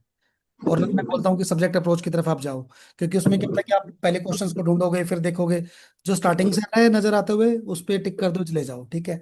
तो सब्जेक्ट अप्रोच तो मैं कहूंगा कि स्किप करना है आप लोगों को, बाकी मैं कल आप लोगों को एक बार बता भी दूंगा इस पे। तो कल रात को पॉलिटी करेंगे, पॉलिटी पे थोड़ा डिस्कशन करते हैं डेप्थ में। और छोटा सा पीडीएफ दे दूंगा आप लोगों को मॉर्निंग तक, कंपाइल कर दूंगा अभी। और उसके बेसिस पे ही अपना रिवीजन कर लेंगे इसका, ठीक है। Sir yes scheme sir. में इम्प्लीमेंटिंग एजेंसी होती है क्या? क्या कह रहे हो? स्कीम में इम्प्लीमेंटिंग एजेंसी टीम में? क्वेश्चन में। अब आपकी आवाज क्लियर नहीं आ रही कोमल। सर स्कीम के क्वेश्चन में इम्प्लीमेंटिंग एजेंसी सही करेंगे कि गलत? इम्प्लीमेंटिंग एजेंसी वैसे तो रोंग ही देता है वो, मोस्ट प्रोबेबली रोंग ही देता है, लेकिन वो क्वेश्चन के ऊपर पहले मैं हमेशा ही बोलता हूँ कि नॉलेज के ऊपर चलना है भाई अपना। वैसे रोंग ही देता है मोस्ट प्रोबेबली, को जितने भी अभी तक देखा है रोंग ही देता है। सर सीएपीएफ वाले में सही दे रखा था। हाँ, तो वही मैं कह रहा हूँ कि कुछ भी हो सकता है। अभी उसको भी पता लग गया ना कि बच्चे पीवाईक्यू पे और उस पे ज्यादा फोकस करते हैं, टेक्निक्स पे। तो इसलिए थोड़ा सा बहुत ध्यान से देख के करना है उनको। ऑकवर्ड जहां पर लग रहा है कि बिल्कुल ही आउट ऑफ द बॉक्स है, फिर तो उसको तो आपको ट्रैप में फंसना नहीं हो तो आप एलिमिनेट कर ही दोगे। लेकिन अगर लग रहा है कि भाई ये कुछ हो सकता है, आसपास के रीजन में है, तो फिर एक बार सोचना बनता है वहां पर। एक बार सारी स्कीम्स 45 पेज समथिंग है, मिनिस्ट्री वाइज सारी स्कीम्स को एक बार रीड करा दूंगा यहाँ पर। ठीक है। सर उसका पीडीएफ शेयर कर दीजिएगा पहले ही। ठीक है ठीक है, मैं भेज दूंगा आपको, मैं भेज देता हूँ कोमल, आपको बच्चों के पास हाँ होता है, आपको भेज देता हूँ। वो सर्वे वाला क्वेश्चन भेज दें। अपने बड़े कौन सा सर्वे का सर्विस? क्वेश्चन। कौन? अच्छा, बजट सर्वे वाला। हाँ इसका सर्वे मैंने वाला। भेज तो रखे हैं ग्रुप में आप लोगों के, दोनों पेपर शेयर कर रखे हैं, चेक करना एक बार। हाँ एक बार चेक कर लेते हैं। हाँ, दोनों पेपर शेयर कर रखे हैं। ठीक है, चलो कल मिलते हैं उसके साथ में, पॉलिटी के कंटेंट के साथ में मिलते हैं। पॉलिटिकल कवर करेंगे, रिवाइज करेंगे फास्ट मोड पे, और उसके बाद में फिर ज्योग्राफी करेंगे, फिर एक बार इन्वायरमेंट, साइंस एंड टेक के कुछ, साइंस एंड टेक का तो बहुत अच्छा कंपाइलेशन आ रखा है, वो तो फटाफट एक बार गो थ्रू करा दूंगा। ठीक है, और लास्ट में एमएक और करेंगे। और इस अभी कितना दिन बचा हमारे पास में टोटल? 13 दिन। आज 13 दिन बचा है ना, तो 2 वीक है। तो एक वीक में ये करेंगे, लास्ट वीक में सारा पीवाईक्यू देखेंगे एक बार फिर से। ठीक है, लास्ट वीक में एक बार फिर से पीवाईक्यू देखेंगे कुछ टॉपिक्स पे। अभी इस वीक में पूरा रिवीजन करते हैं टॉपिक सब्जेक्ट वाइज लेके। ठीक है, कुछ काम आ रहा है ये ऐसा करा रहा हूँ, तो कुछ आप लोगों को इसको घर जाके रिवीजन भी करना है, ऐसा नहीं कि आप लोग यहाँ पढ़ लिया छोड़ दिया इसको, क्योंकि ये तभी काम आएगा। और मैं इतना बता देता हूँ कि अगर ये पीडीएफ आप पूरा भी रिवाइज कर लोगे, जो आपने पहले कंटेंट पढ़ रखा है उसको रिवाइज कर लोगे, अगर आपने अभी ध्यान से सुना भी होगा, भले ही मैंने रीड किया है उसको कैसे ही बोला है, लेकिन आप लोग अगर उसको अभी अच्छे से पढ़ लोगे, तो भी मैं बोल रहा हूँ कि आउट ऑफ 10 क्वेश्चन में से आपके 6 to 7 क्वेश्चन आ जाएंगे यहाँ से, इसी टॉपिक से, इन्हीं टॉपिक से। ठीक है, तो थोड़ा सा अच्छे वे में इसको रिवाइज करो, कवर करो। और अभी जितना भी आपने, आप लोगों ने पढ़ रखे, टेस्ट पेपर सॉल्व कर रखे हैं, टेस्ट पेपर्स के अंदर कुछ नए नए टर्म्स आप लोगों को मिले होंगे, उनको जरूर रिवाइज करना है, क्योंकि 1-2 टर्म्स में क्वेश्चन ऐसे आएंगे ही आएंगे आप लोगों के। ठीक है, ठीक है, कल मिलते हैं भाई। हेलो सर, एक चीज पूछनी थी। हाँ आशुतोष। हेलो। हाँ राहुल, बताओ बताओ। सर आपने एंशियंट के लिए एक यूट्यूब चैनल कुछ बताया था, यूपीएससी वाले भैया, सर वो मैं भूल गया, वो यूट्यूब पे देख रहा था, कुछ मिला नहीं, आपने रिपीट बता दीजिए क्या था। एंशंट के लिए? हाँ सर, वो ट्रिक वगैरह थी ना, मतलब ओ हिस्ट्री के लिए अच्छा, पूरा आपने उसका बताया था। हार्ड वर्किंग ह्यूमन करके चैनल है, एक हार्ड वर्किंग ह्यूमन, बहुत सारे हैं अभी तो, लेकिन उसका थोड़ा सा बन रहा है ठीक। हार्ड वर्किंग ह्यूमन करके channel. Okay sir, thank you sir. Hmm. Sir ठीक है भाई। स्पीशीज का भी करा दीजिएगा, वैसे तो कर लिया है बट थोड़ा कुछ मतलब मैराथन टाइप ऐसे, जैसे एक्टिव रिकॉल टाइप कुछ हम करा लोग दीजिएगा। इसमें करेंगे ना, हाँ, शुभी क्या बोलते हैं, इन्वायरमेंट करेंगे तो उस दिन स्पीसीज, और मैं ज्यादा फोकस उसी पे करूंगा, स्पीसीज हो गया, और जो नेशनल और इंटरनेशनल ऑर्गेनाइजेशनल कन्वेंशन है उन पे बात करेंगे बस उस दिन, क्योंकि मेरे को वो इकोटोन, इकोलॉजी, पिरामिड पे डेफिनेशन पे काम नहीं करना है। मैं सिर्फ वही कराऊंगा उसमें, इन्वायरमेंट में जितने भी आपके पॉल्यूटेंट्स रहेंगे, और ये बायोडाइवर्सिटी में जितना भी हमारे पास में जो फ्लोरा फौना वाला रहेगा, वो सभी करेंगे बस, बाकी उसमें कुछ भी नहीं करेंगे इन्वायरमेंट में। Okay sir, thank you. Okay okay, ठीक है भाई, चलो कल मिलते हैं 9 बजे। Thank you sir. Okay thank बेटा। You sir. Thank you sir. Okay. Thank you sir.